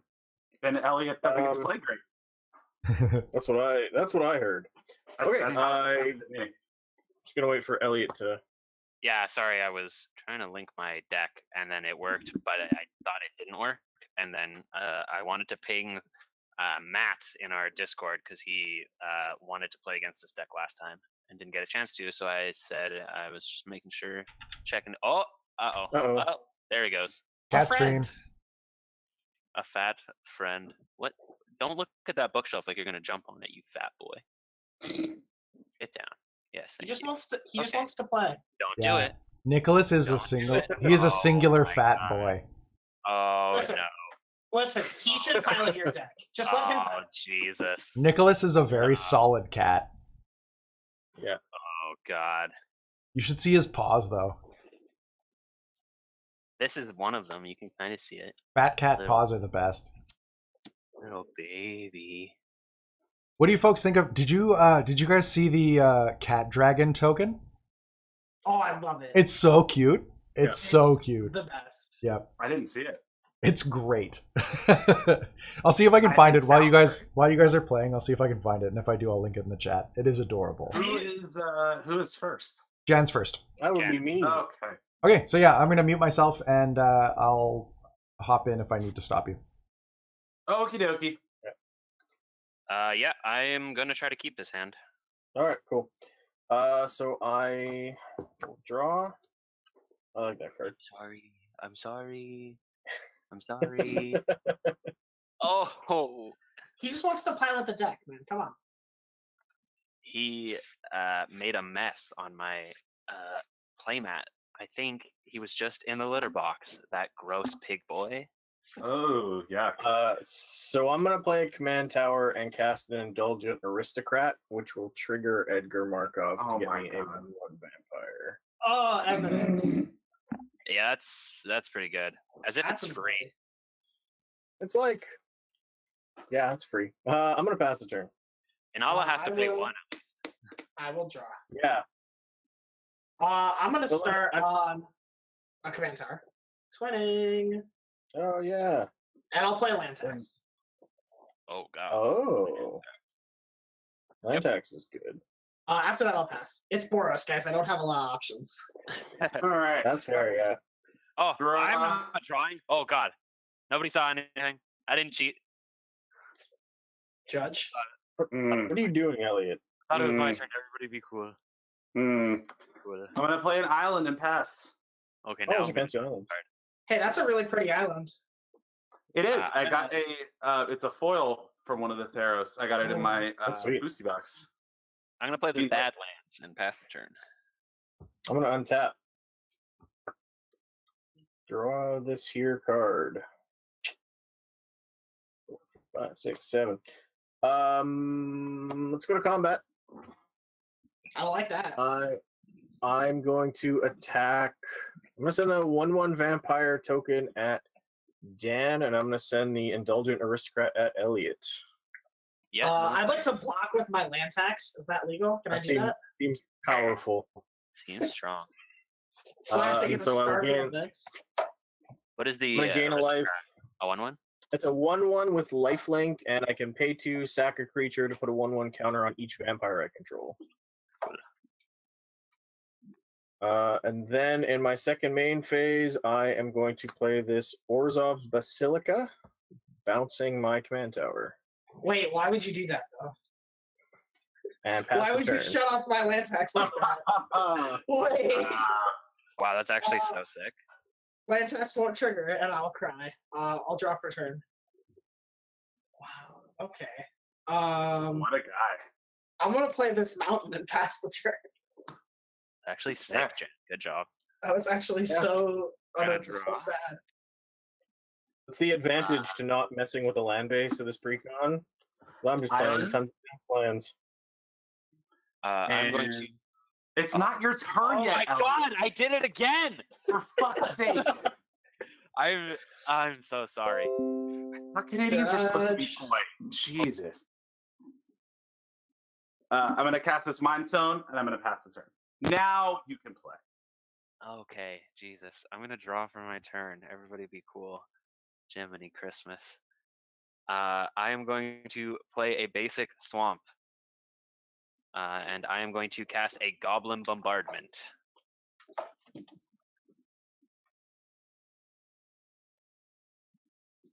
I suppose you are gonna do that. Cool. I will pass the turn. Hello? Jan? Jan? And Uh-oh. Jan. Oh no. This is how it starts. Yeah. Jan. I'll just take my turn. No, I'm kidding. Well, cool. Is Elliot cheating Jan out of the game? Oh, okay. Oh, this is a development. That's something. Very cool, Jan. Thank you. Oh boy.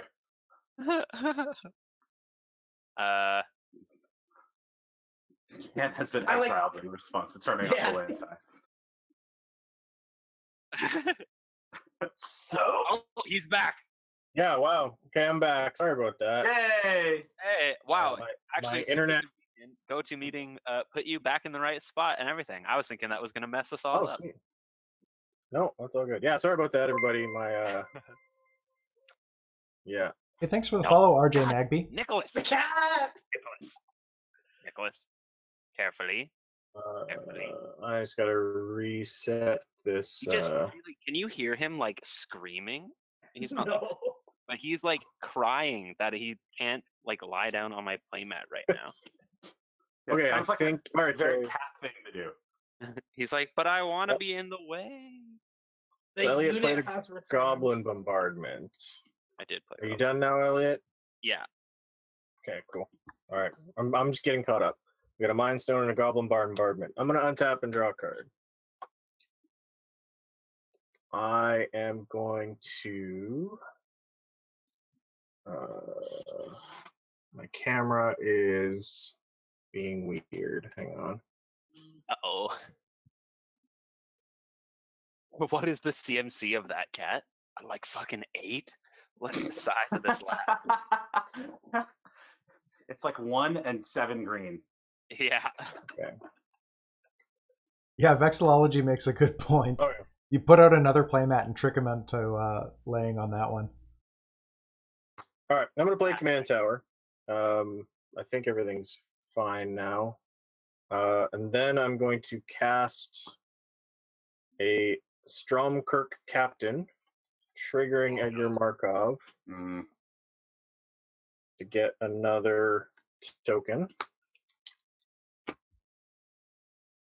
And then I will move to combat.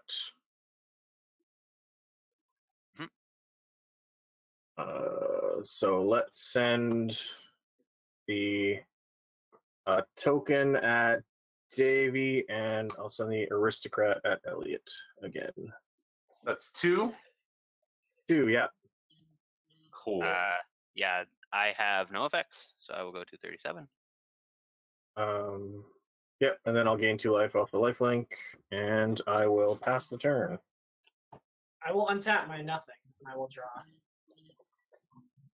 I'm gonna play Plains, and I'm gonna cast the boy. I guess the girl, Feather. And has entered the building. The angel has entered the building. I will not do anything because it doesn't have haste, and I'll pass the turn. Okie dokie. Great plays from the Boros deck here, I know. Draw. Play this island. I will tap 4, 3 islands, and yield Mind Stone for Sad Robot. Sad bot. Sad Robot. Get an island. Mm-hmm. I will put it out tapped, and I will pass the turn. Alrighty. I will untap. I will draw for my turn. Feather's a 3/4, correct? Feather is a 3/4, yes. Please don't hurt him or her. She is a good angel. All she does is draw me cards. Land tax is back online. You're welcome. You're welcome, Dan. Oh my god, thank you. Wait. I would not have noticed if you had said it. Wait. Well, thank Haka for noticing it, but thank me for enabling it. So just remember that. Haka, the true OG. We can have a society here. We have a society. We do certainly live in one. Well, you don't. Man. I wasn't talking. We wasn't including you. Oh, yeah, no, that's fair. Yeah. Yeah, Elliot. I'm gonna play this Woe Strider. What does that from do? Theros Beyond Death. It is a card from Theros Beyond Death. It is a 3-mana 3/2, and when it ETBs, I make a 0/1 goat, and then it has sack another creature, scry 1, Nice. and then it has escape for 3 black, exile 4 other cards, and it escapes with 2+1/+1 counters on it. So now here's the question: do you have the best goat token? Is it this one? No, it's this one. I do not have that one. Ooh, So that's the old school Lord- goat token. Yeah. If my Woe Strider resolves, I am passing the turn after making a Alright. goat. Dope. I'm going to untap and draw this card.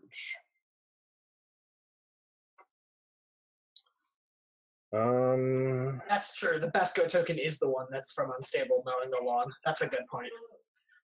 I think this is a pretty good goat token, dude. I like the Theros Beyond Death art style for all the stuff, but I think a goat mowing the lawn might be a little bit better. So, no spoilers because you already know that this is a 4-color Aristocrats deck, but these are all of the potential tokens I can make, and they are definitely all like the correct ones. Like if the card is from like if the card is from this set, it is making this token.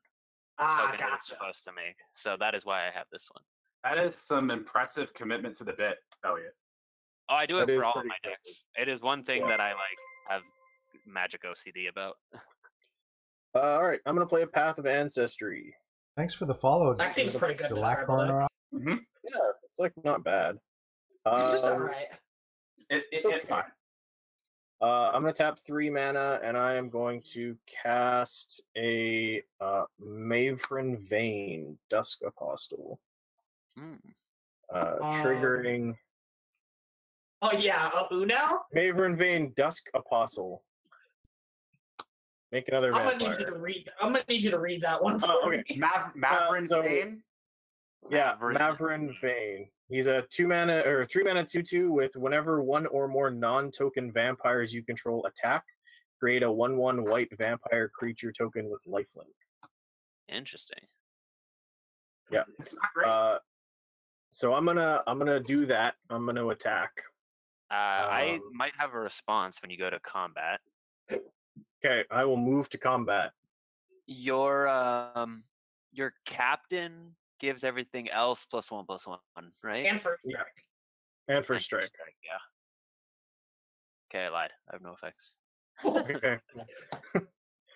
I am going to send the 2 tokens at Elliot and the aristocrat and the captain at Davy, and I'm going to trigger Mavrin Vein to make a 1/1. Both of those are 2/2s? Yep. So yeah, 2/2s at Elliot or you, yeah. No, hang on. Tokens at Elliot, Indulgent Aristocrat, and Captain at Davy. Captain, yeah, they're all 2/2s. I'll block 1 with Sad Robot. You got it. I will block 1 with the goat. You got and it. sack it to the Woe Strider to scry 1. Okay. So I will scry. I will leave that on top, and then I will take 2. And Sounds I will good. also take 2. And I will pass a turn. Untap. Wow. Land tax trigger. Dan did Land get a tax vote. trigger. I don't know why the bot Land didn't count tax Hucka's trigger. vote. Sorry, Hucka. Yeah, I was gonna say I saw Hucka vote for me, but I don't see my vote in there. I'm sad now. Elliot is sad. What are they voting for? I don't have the Who's chat gonna up. win? Oh, who's gonna win? win? Oh, that's fair. Dan, you and I got 0 votes. So I got 1 actually. I can see it in the chat. Yeah, I people guess use the tab. J Oh, that's for why. the uppercase doesn't count. then I got 0 votes, which is correct. Come on, man, horsemanship. It's that's why. I will tell you this: if we were playing this game in about 5 days, when my order of singles gets here, this deck would be much better. Dan, it's because Hucka voted twice. He committed voter fraud. Wow, Hucka. I'm gonna get a mountain and 2 plates with my land texture. And then I'm gonna draw a card. Oh, it's another land. That's so sad. I'm gonna go get. I'm gonna play this mountain.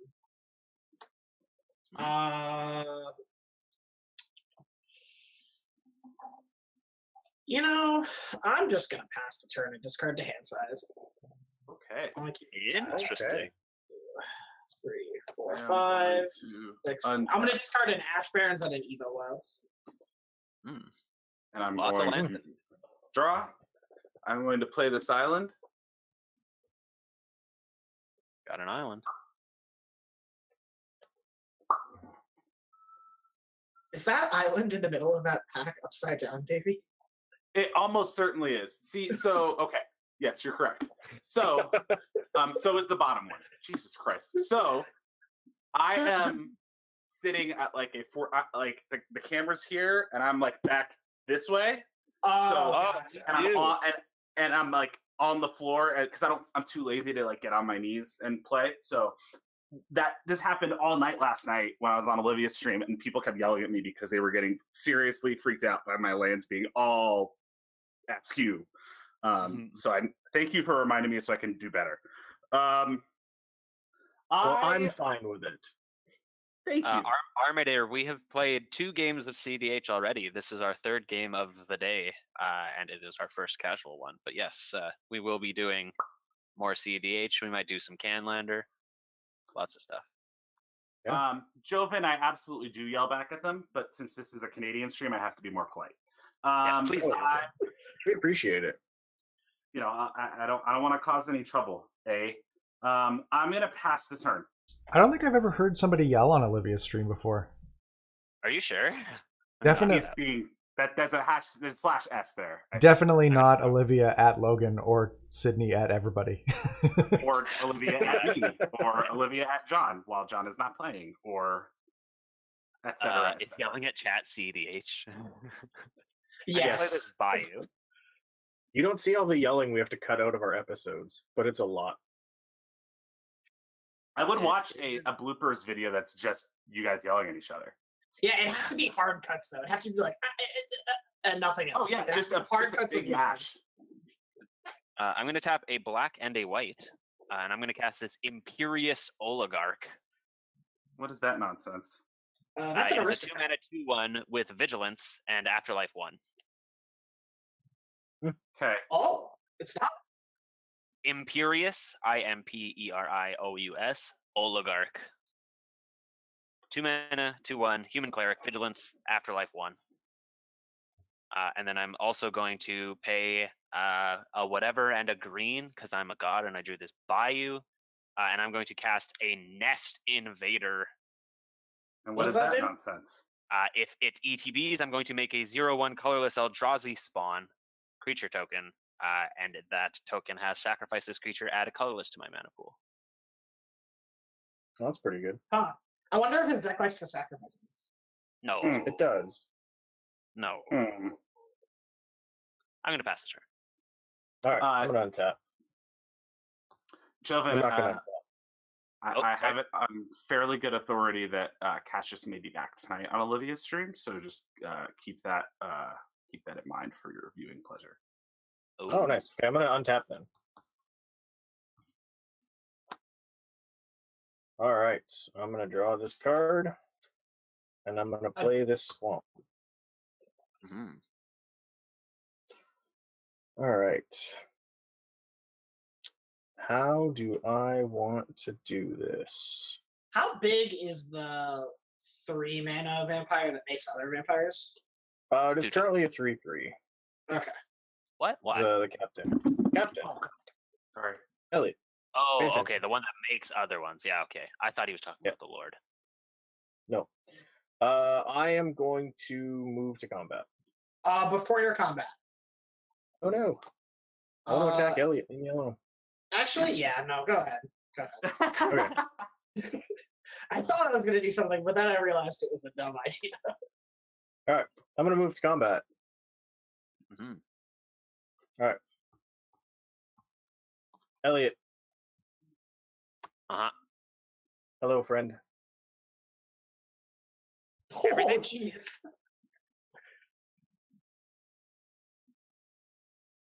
Yeah, everything at me? Yep. Okay. I will. The captain itself does not have first strike, right? The captain does have first strike. Oh, that's bad. I will declare no blockers then. Yeah. Okay. So that is 3, 4, 5, 6, 7, 8, 9, 10, 11, 12, 13, 14, 15. Okay. Jeez.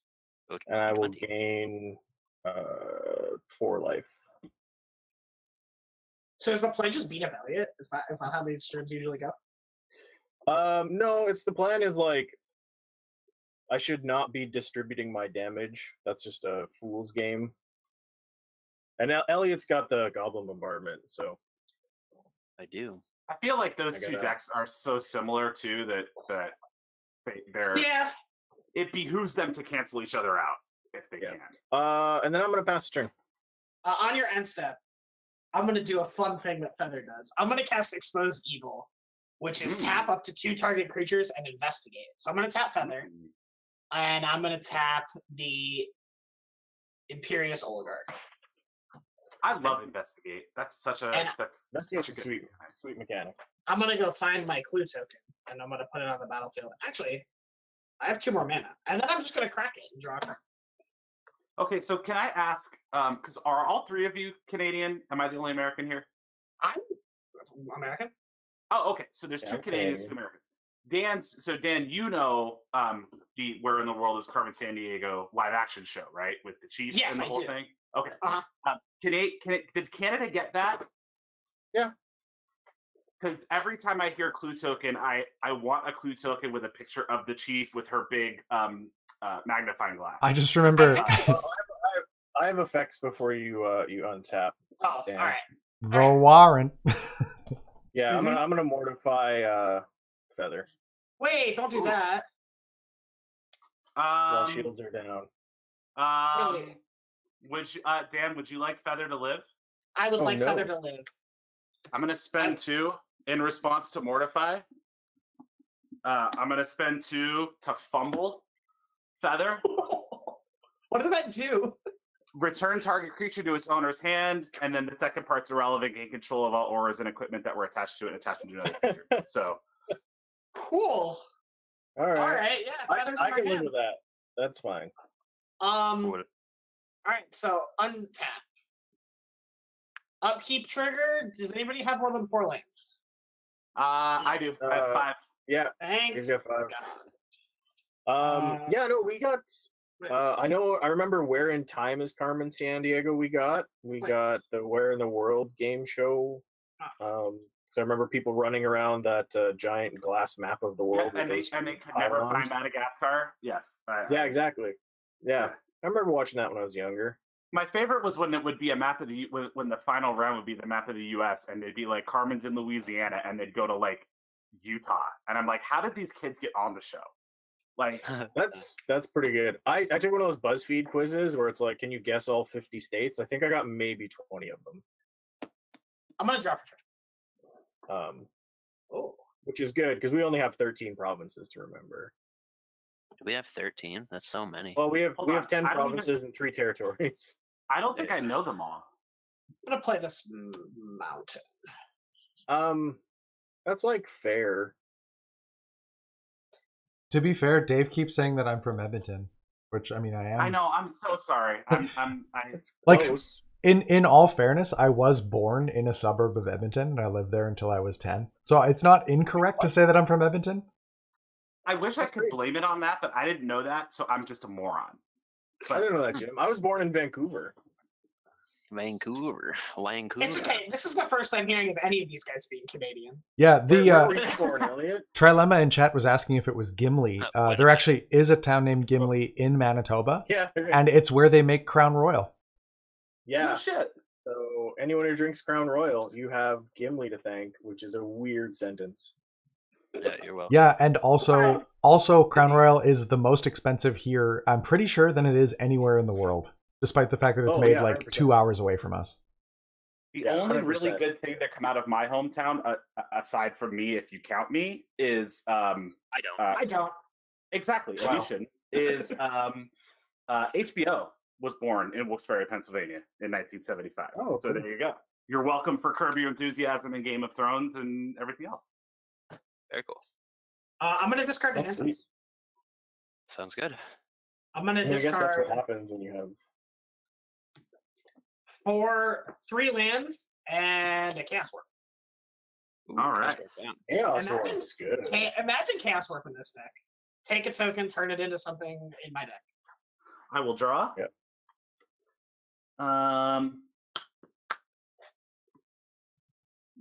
How much does Sun Quan cost? Sun Four Quan costs blue, 6. blue? 4 Why didn't blue, you blue. cast him? Because I'd like him to live. So I ain't How killing big him. is he? Wait, how big is he? He's he's a 4/4. He's Oh, huge. He's massive. Elliot's not gonna. Elliot's not gonna sack his whole board to kill it. Listen, Elliot. What's up? I'm not gonna fall for this shit. Okay. No, I'm killing Jan this turn, dude. Just. Oh, you're cast actually? it. Oh, sweet. I can go get lunch. Cast your commander. It'll be fine. Nothing bad will happen. No, I'm gonna pass the turn. Wow. I'm gonna untap. I have one more follow-up question about San Juan. What does horsemanship do again? Horsemanship is it's basically It's it's flying. better flying. Yeah. So you can't block it unless you have only block horsemanship. strike creatures with horsemanship. So that one Yeah. really vague card that lets me draw a card and gives my feather horsemanship in this deck is actually going to be relevant this game? That is correct. It may be That's relevant. Nice. That's gonna be funny. All right, come on, Elliot. What are you gonna do? I'm going to pay a black and a red and a whatever for this Judith, the Scourge Diva. That's Judith pretty good. Light. That's pretty scary. I am going to sacrifice this Eldrazi spawn to add a colorless, triggering the Judith. Is Judith non-token? Judith is non-token. It Yes. is Judith is non I'm a dummy. Yeah. Read your cards, Elliot. Okay, I'm gonna leave this Eldrazi spawn in play for now. Then I'm gonna go to combat. Okay. I'm going to attack Jan for 1, 2, 3, 4, 5, 6, 7, 8, 9, 10. Yeah, that's fine. I'll take 10. Go down to 39. Then I'm going to sacrifice this Eldrazi spawn to add a colorless and tap a white to cast this Martyr of Dusk. Which is What a does that 2 mana, 2/1. When it dies, make a 1/1 white vampire creature token with lifelink. It is also a vampire soldier. Oh, sweet. And I'll pass turn. All right, let's untap and draw a card. Horsey man. Horsey man. That's the whole reason I built the deck, because I was greatly amused by saying Horsey man when I played a card with horsemanship. So Hey, that's fair. That's real fair. It's exceptionally fair. All right. I will tell you this too. When I originally built it, it was pretty highly powered, but I didn't realize it until I played the deck, and I was like, "Oh, this is good." Was it just like generic blue good? It's so in its purest form, it is blue traditional stuff, card draw, encounter magic, and control magic. It is Voltron, and it is me drawing a lot of cards, tapping down a lot of things, sealing things. You get the swords, the Mirrodin swords in there that do crazy stuff. You ramp to all hell. It's nuts. I'm going to move to combat. Okay. All right. Let's go all at Elliot again. Before damage, Okay. I'm gonna tap a red.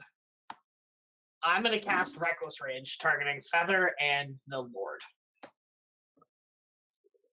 That seems excessive. Was it? Do? It's 2 damage to Feather. It's 4 damage to a creature I don't control, and 2 damage to a creature I do control. So it's basically a recurable burn spell. Oh, cool. Yeah. So the Lord dies. Hang on. I will sacrifice the Lord to Indulgent Aristocrat to put a +1/+1 counter on each of my vampires. What? I have a response to you attempting to put a +1/+1 counter on each of your vampires. I'm going to sack Nest Invader to Goblin Bombardment to deal 1 to the Aristocrat and trigger Judith to deal 1 to one of the tokens. I am going to respond to activate Indulgent Aristocrat, sacrificing the token you are targeting with Judas to put a +1/+1 counter on each of my vampires.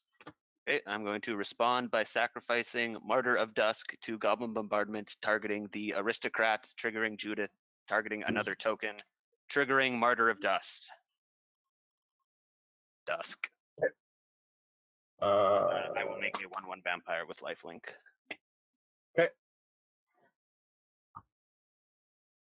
So nothing gets counters because of that, right? No. The rest of the stuff. Yeah, because it's on the stack. The ability's still there. The rest of the stuff is still attempting to. So if it's dying, I'm going to sacrifice the Oligarch to Goblin Bombardment, targeting another vampire, triggering Judith, targeting another vampire. Sure. And triggering Oligarch to make a spirit. And then I'm going to sack the vampire and the spirit, targeting the other 2 vampires. So yeah, nothing got counters. Yeah. Yeah, no. This one does. It's still alive. Which one? The one that Mezzanine. reads. Right? Yeah, the one Yeah, that that's reads.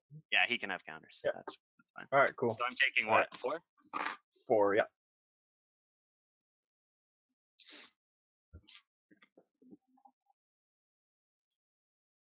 And I will pass turn. I will untap. Does anybody have more than 5 lands? I have exactly 5. Well, I then have 4. I can't land tax then, so I'm just going to draw for turn. Oh, you'd think it was land tax with the number of lands I'm drawing. I'm going to play this plans.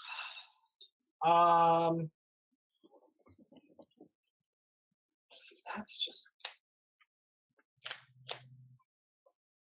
One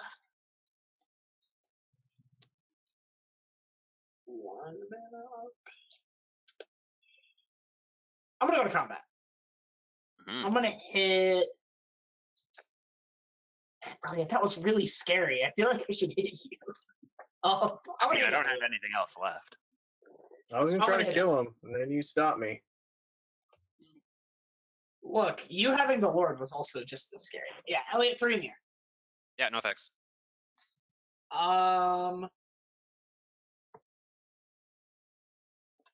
Second main, I'm gonna tap 3, and I'm gonna cast a Sun Forger. Sun Forger's good. Pretty good in that deck. Is in fact quite good. After that, I will pass the turn. Okay. I will draw.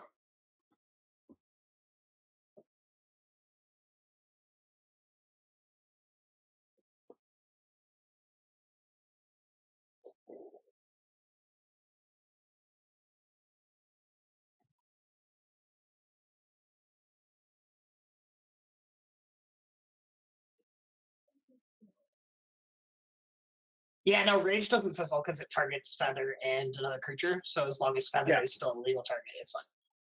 Yep. Chat's trying to correct me on my deck. I'll fight you. I mean, I wish it fizzled, because that's like a problem now. Yeah, it would probably be more balanced if it fizzled, but...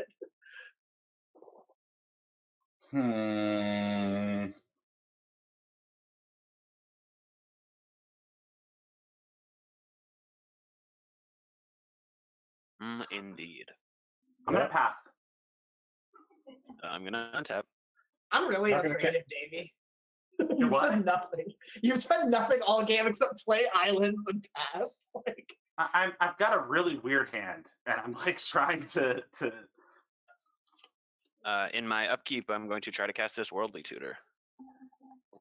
I have a response. Mm-hmm. I'm gonna spend 4 to cast Rewind. Ooh. That's good. Oh, I have a response to rewind. I'm gonna tap a red, and I'm gonna reckless rage the last vampire. Sure. Okay. And then rewind resolves, and I will untap my 4 lands. Shout out to Luca in chat. I'm going to draw for my turn. I'm going to play this swamp, and I'm going to cast a Phyrexian Altar. Thanks for the follow, Master. That's Ulan? a scurry card as well. I mean, I'm hellbent, so not really. Oh, you are? Okay. I can't see that, so. I'm going to go to combat. I'm going to attack Jan for 6. You bet. I will go to 33. Faster. Also, did you just Worldly Tutor? How are you helping? I countered Worldly Tutor. Oh, you countered it. Yeah.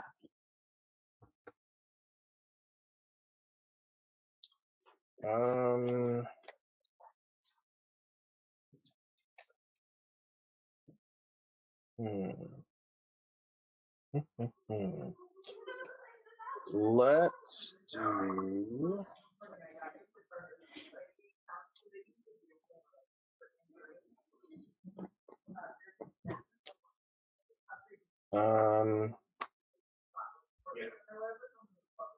Let's cast an Asylum Visitor.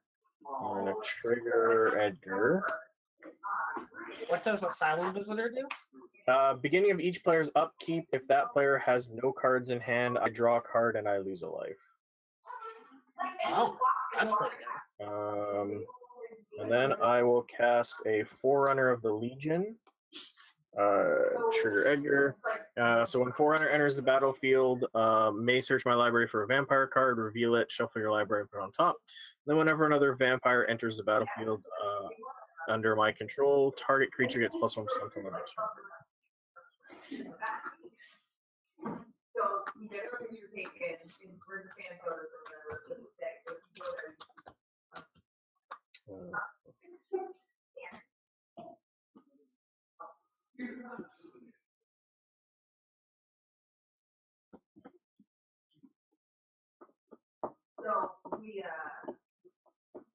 Let's see.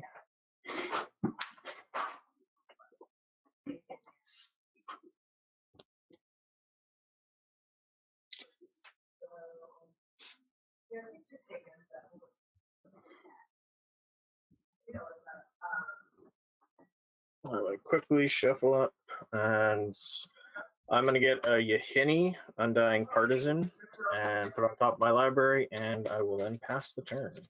On your end step, I'm gonna tap 2, and I'm gonna stun Feather. Which is target viewer can't block this turn, and then I draw a card. Yep. Seems good. Untap. Well, he can't block though, so it's not that good. I'll draw for him. Except it was okay. I'm gonna play a land. See, now I gotta ask myself if I want to equip that. I don't think I do.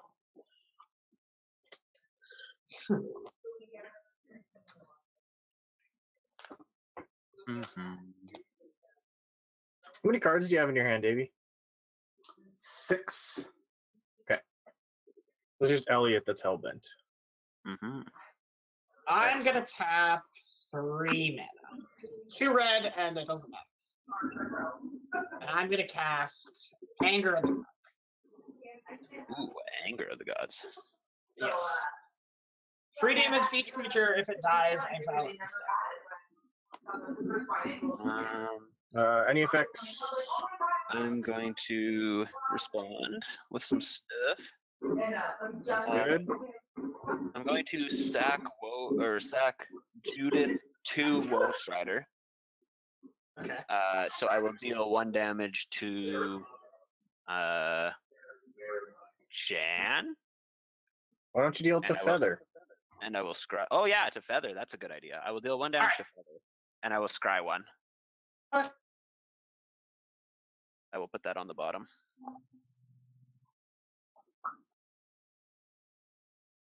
And then I will sack the Woe Strider to Goblin Bombardment I'll deal another 1/2 feather, I guess. Oh, the feather's already gonna die. Yeah, I just gotta make sure. Okay. I have So no feather effects has to anger. so feather has 2 damage marked on it. Yep.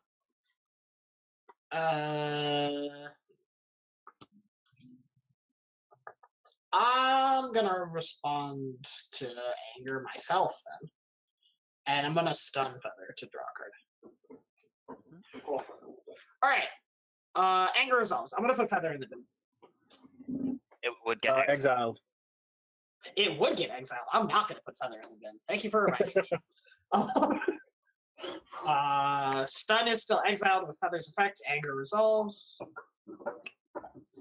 I will. Man, that was really. Yeah, that was good. All right, I'll pass the turn. All right. I will draw.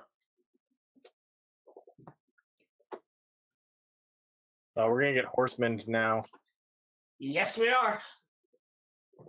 Oh, we might. You still got that reckless rage or whatever, don't you?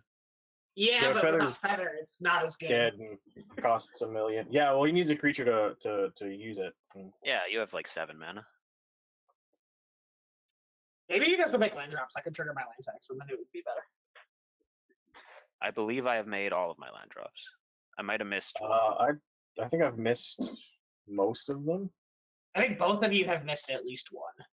Because I have made a land drop every turn, and I'm at 7. You are at 5, Elliot. You should only be 1 behind me, not 2. Yeah. Yeah, Elliot.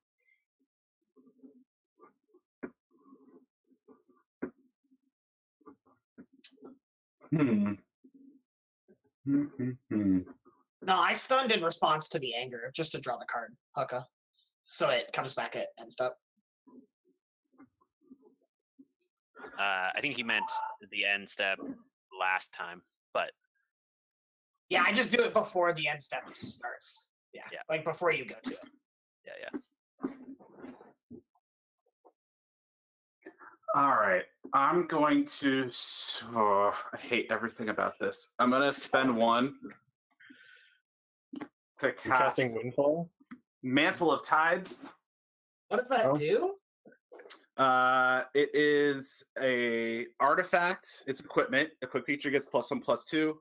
It's equipped 3, but whenever I draw my second card each turn, I can attach it to target creature I control. Oh. That's I am then going to spend 3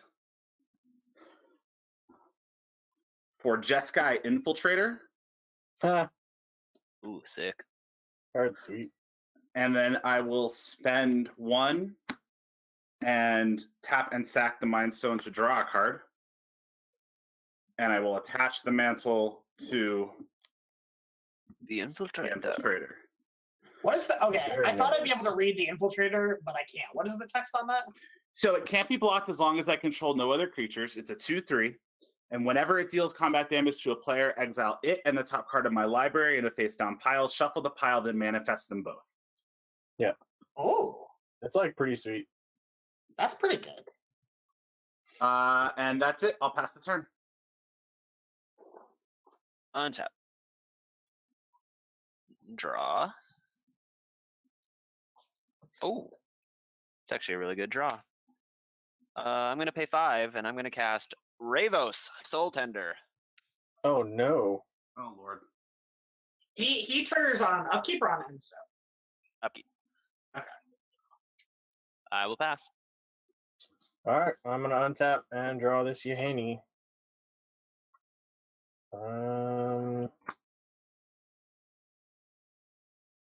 Let's do...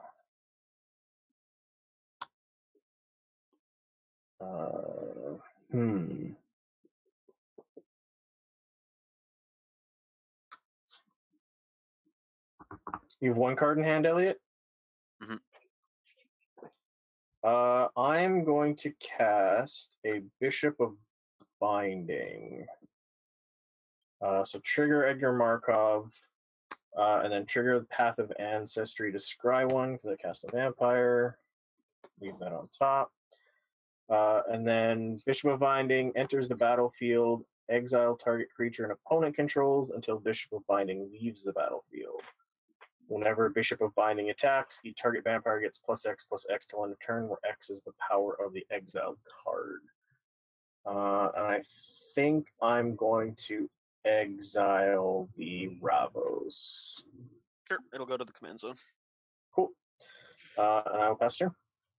So just for my clarity's sake, because I've actually run into this a lot and never gotten a good answer, because he put it in the command zone, it's not the exiled card anymore, right? Correct. Correct. Okay. Yeah, there's nothing currently exiled by Bishop of Binding. Gotcha. Untap. Draw. Oh, that's a card. I'm going to play this mountain. I'm going to cast this feather. Mm-hmm. I'm going to pass this turn.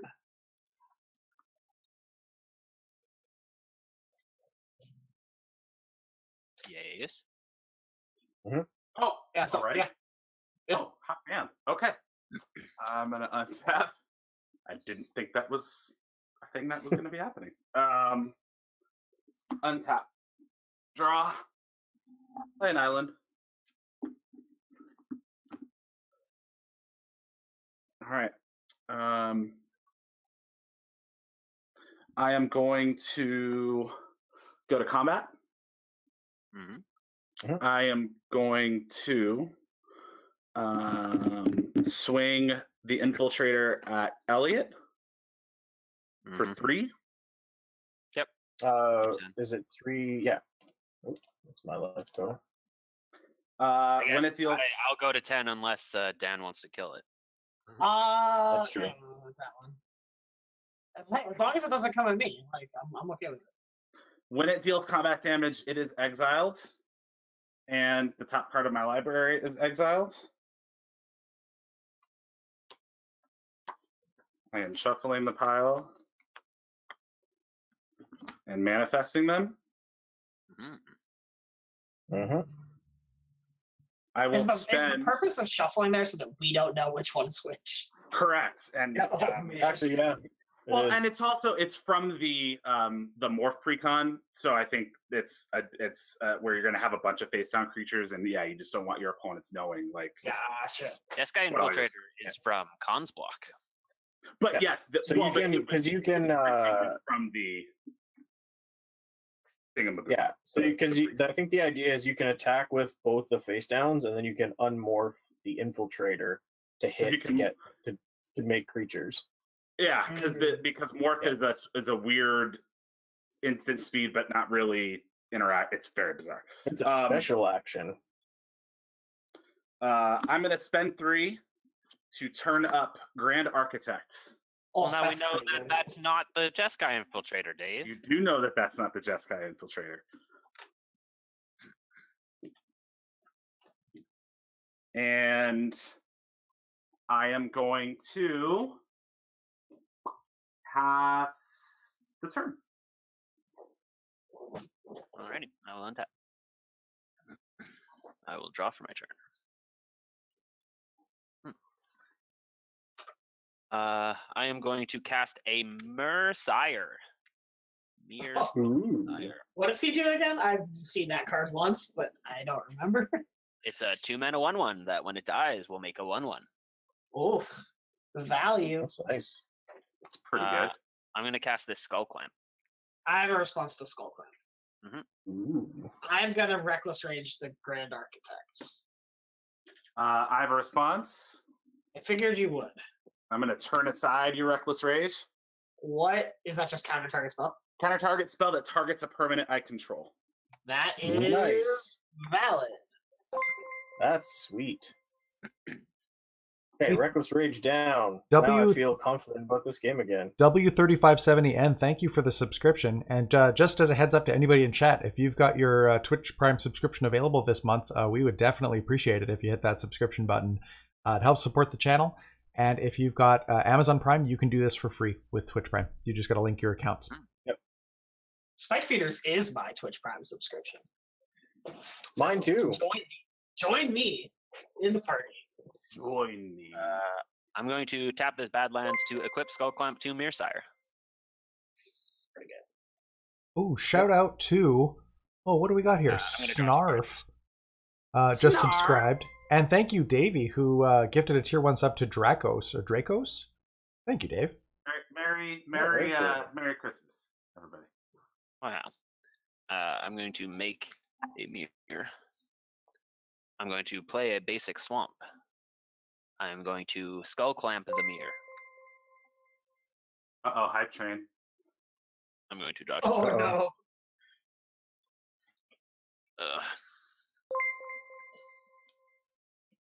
Yep, pass turn. All right, yes, I'm done. That's my turn. Oh, sorry. That's my bad. That was exciting. I was like, yeah, I'm not irrelevant yet. I can still do stuff.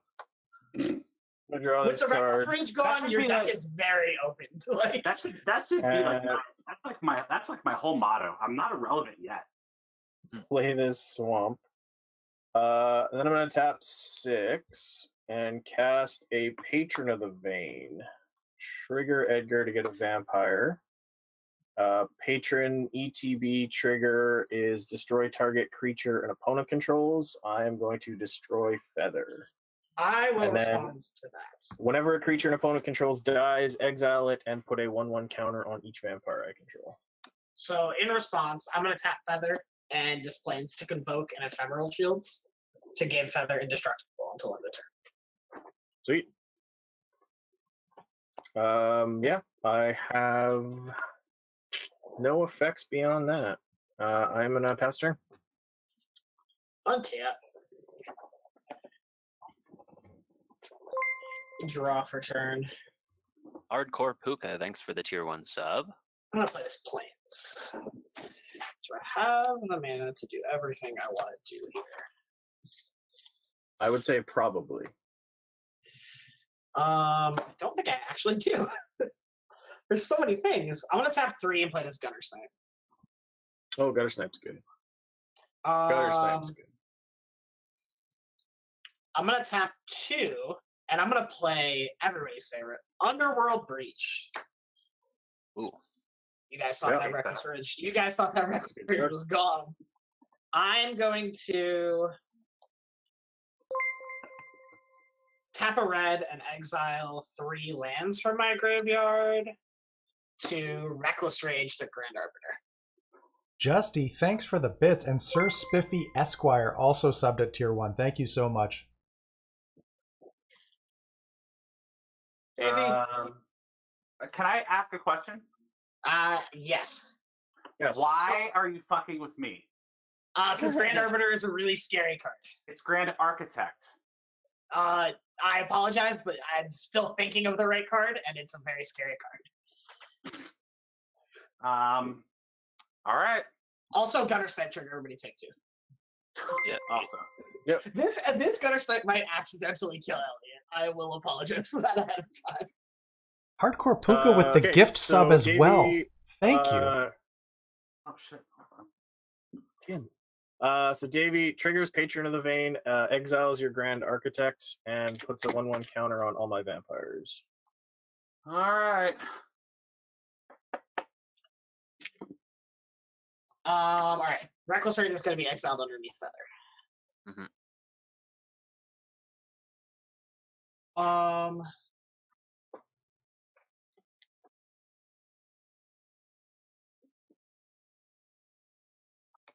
Could do that, but I don't really want to. I'm gonna go to combat. Jan, you're at 31. Probably. Yes. You're at 28 now. Why am I at 28 now? Because I'm hitting you with. Oh, you're attacking me. Oh yeah, that's fine. I'll go 28. Why? Why are you not blocking with the Patron? Is it not a 5/5 flyer? Yeah, it is a 5/5 flyer, but he's got the indestructible spell. I guess I can make it use it. Feather's a 3/3 or is 3/4? There's a 3/4. Yeah. 2 damage marked on it. With 2 damage marked on it. And you have how many cards in hand? 4.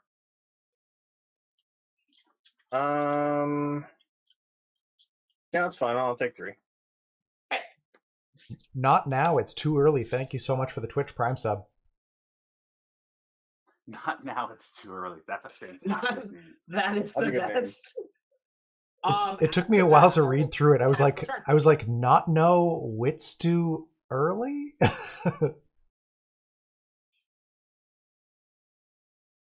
Davey, your turn. Oh, great. Okay. Underworld Breach exiles or Saka's. Saka Rough Ices. Draw. Island.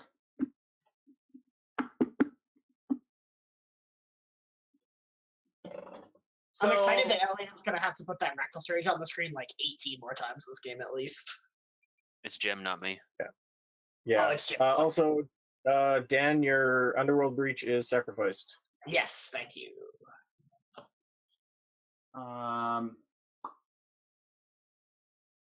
So, Dan, what you have land tax and you have what else? Sunforger, Gunner Snipe, and Feather. And a And lens. Gutter Snipe is the one that deals damage when stuff dies? Yeah, whenever I cast when he casts the instant or sorcery. Yeah, Oh. 2 damage to everybody. I'd love to have one of those. So I'm going to spend 4 Okay. for Clever Impersonator Oh, that's pretty good. as a Gutter Snipe. Yep.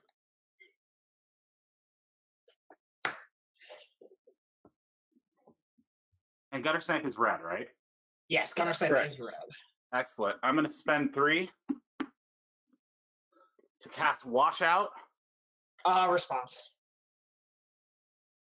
I'm gonna Reckless Rage. Trigger your. Okay, so there's 2 Gutter Snipe triggers. Elliot, we're gonna lose a bunch of life. Yeah, I go to 4. Good. Yep. So my Gutter Snipe will die. Mm-hmm. And then it gets exiled. However, since it's a cast trigger, the trigger still happens, right? You still do get the triggers. We're all gonna lose. Yes. I'm gonna lose. And Washout is going to return all white permanents to their owner's hands. Well, I don't have any.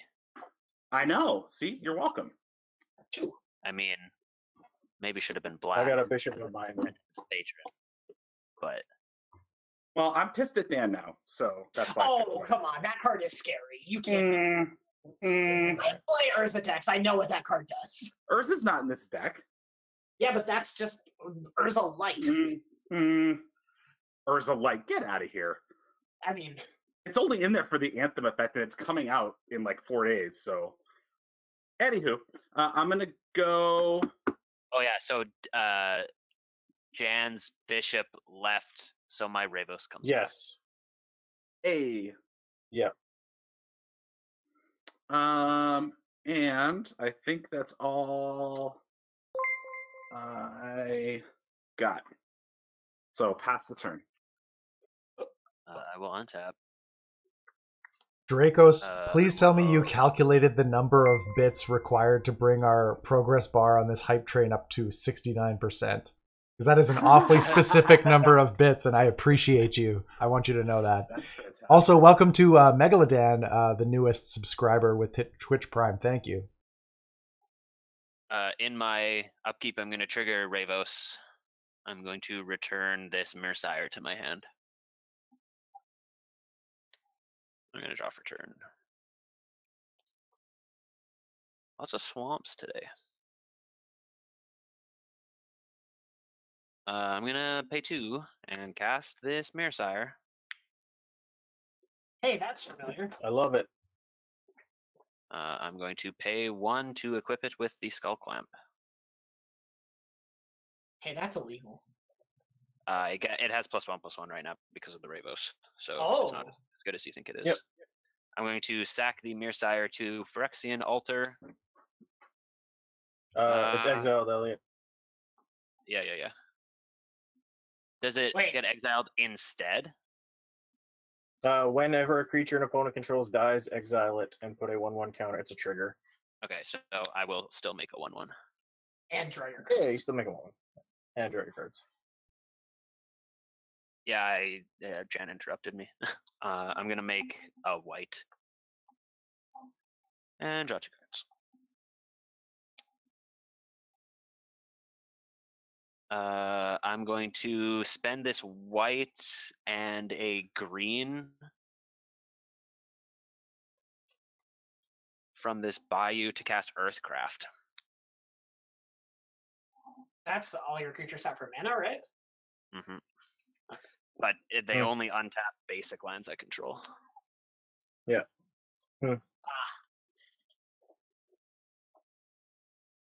Any effects? Nope. Yep. No effects? Or did somebody say yeah? No effects. I'm going to tap this mirror to untap this swamp. I'm going to tap this swamp to equip the mirror with the Skull Clamp. I'm going to sacrifice the mirror to Phyrexian Altar to draw 2 cards and make a green.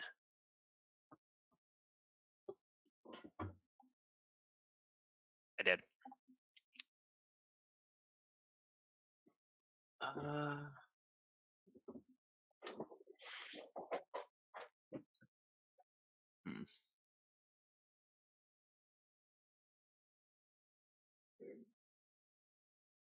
do you do?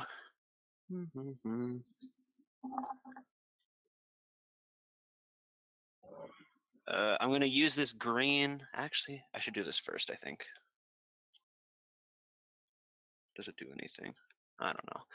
I'm going to pay a black and a white to cast this Corpse Knight. Ooh, Corpse Knight. Then I'm going to use this green to cast Tukatung Thallid, and each of you are going to lose 1. And it ETBs. 23. 33. 36. 36 is so much. Davey is 3 life points below me. I'm going yeah, to, but he hasn't really done anything. I'm going to tap the Tukatung Thallid to untap a swamp. I'm going to tap the swamp to equip the Tukatung Thallid with the Skull Clamp. I'm going to sacrifice the Tukatung Thallid to the Phyrexian Altar. This feels like his go-off turn, I'm going to be honest. It does. It might be. I'm at 4 life. I'm just fucking dead. I was going to say, if he's at 4 life, I'm pretty sure I can just kill him whenever I feel like it, so I'm not super worried about it. Let's make with the killing. No, I want to let him do his thing. So I'm going to add a red, I guess. Oh, this Corpse Knight's going to be a problem, though. Yeah, the sapling enters, you each lose 1. Yeah, this is and I starting draw to 2 cards. become problematic. We're fine. We're not. I'm going to tap this sapling to untap this swamp.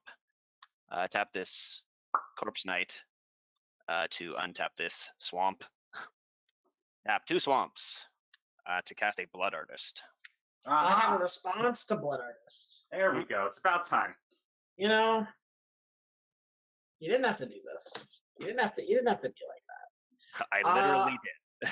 I'm have 4 life, you actual idiot. Touche. You know, I'm gonna tap this command tower for red, and I'm gonna cast Titan Strength, targeting Gunner Snipe. Plus 3/+1. I'm gonna scry 1, and you guys are all gonna lose 2. I'm gonna bomb. I'm at 2. I'm then gonna tap the Gunner Snipe and this Plains to convoke an Ephemeral Shields to trigger Gunner Snipe again. I have a response. Elliot, don't forget your Goblin Bombardment. Yeah, I have a response. Elliot. It doesn't matter because the trigger's on the stack. No, I mean, you can gain life. You can gain life. No. Oh, you did it not in response to the Blood it's in response Artist, to the or Blood what? Artist. That's a good point. I forgot. Yeah. I am going to tap this Ravos to untap this swamp. I'm going to tap this swamp for a black. I can't draw any cards. Nope. And the Blood Artist is not in play, so I cannot gain any life. I'm going to sack Ravos to Phyrexian Altar to make a white.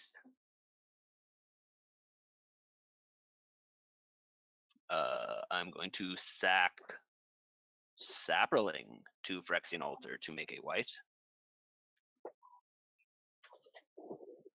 I'm going to spend 2 white and 2 colorless to cast Rally the Ancestors, X = 2. That's the return all stuff. X. Yeah, I'm going to return each creature card with converted mana cost X or less from my graveyard to the battlefield. That's pretty good. Which is 2 currently.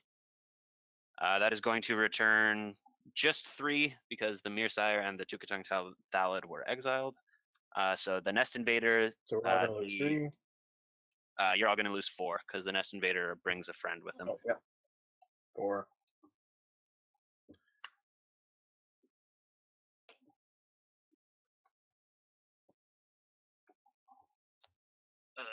How many did we lose? 4. Okay. I'm going to sacrifice the Eldrazi spawn. Or wait, I guess I should untap things. No, I have nothing else to do. At instant speed. Okay. Yeah, those are gonna go to the yard, unfortunately.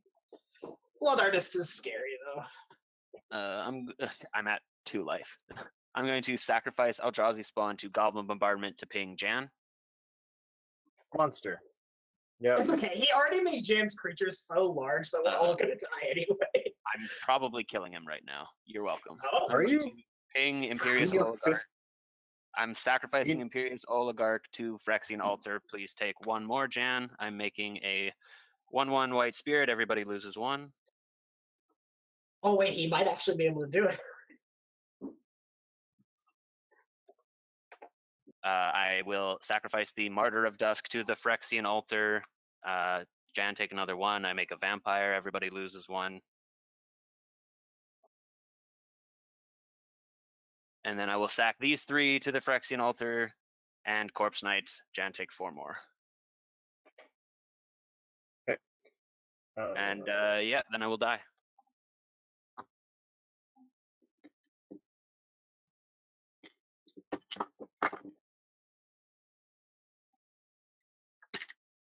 All right. Well, that was exciting. I'm at 7. You're at 5 because of the whatchamacallit? Which the Gutter Snap trigger resolving that kills me. Oh, yeah, that's right.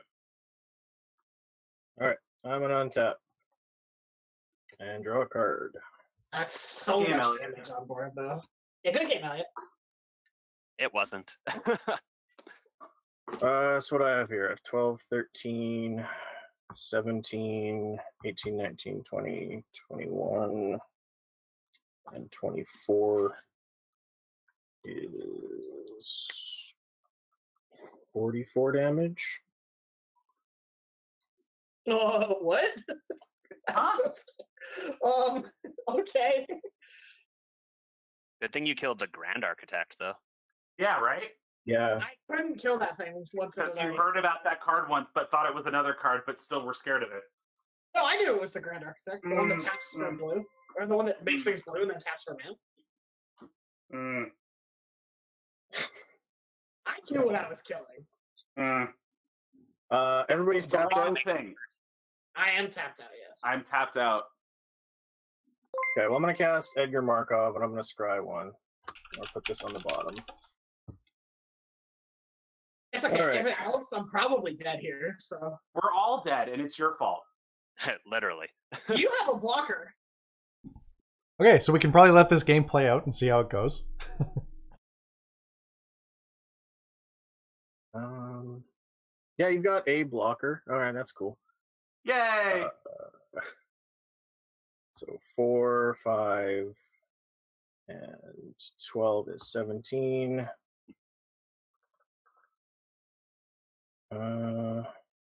Yeah, okay, well, I'm going to move to combat. And I'm going to send, so trigger Edgar to give counters to all of these things. And then I'm going to send Edgar and... So I'm just going to make sure I do my math right here. 12, 14, 15. Okay, yeah. So I'm going to send Edgar and the patron at Davey, and I'm going to send the 2 tokens at Dan. How much damage? Which one of the two that's coming at me is bigger? Well, the patron flies. So I can't. Okay, so then I'll block Edgar. Yeah. So yeah. So you're taking 30, Dan. Yep, I am done. And then Davey, you're taking 4, 16, 18. I go to 4. All right. Then I pass the turn. All right. Well, you're at 5. 5. Yeah. All right. Blue is the haste mechanic. It sure is.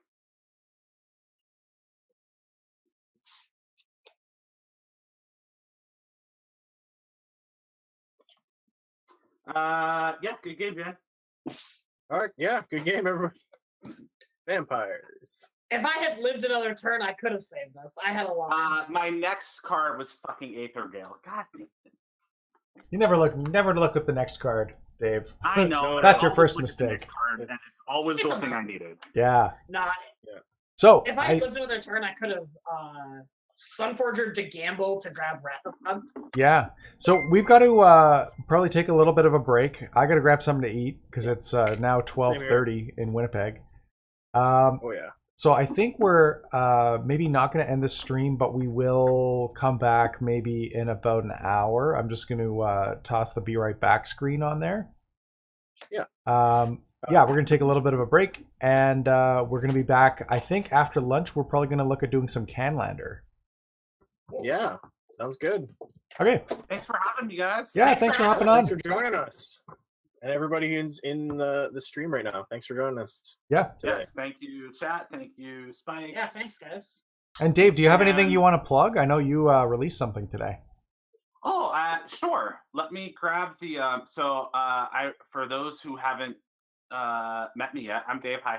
I write for Cool Stuff Inc. and my article for today just went up a couple hours ago, and it features a deck that I'm guessing many of you may be familiar with from a Spike that I know you're all familiar with. Bears and Cars is used as a sort of a framing device in my article, in which I describe how wrong I was about Commander for so long. But I think it's a pretty cool piece, and I'd love it if you guys check it out. There is the link. I just threw it into chat, and yeah, that's about that.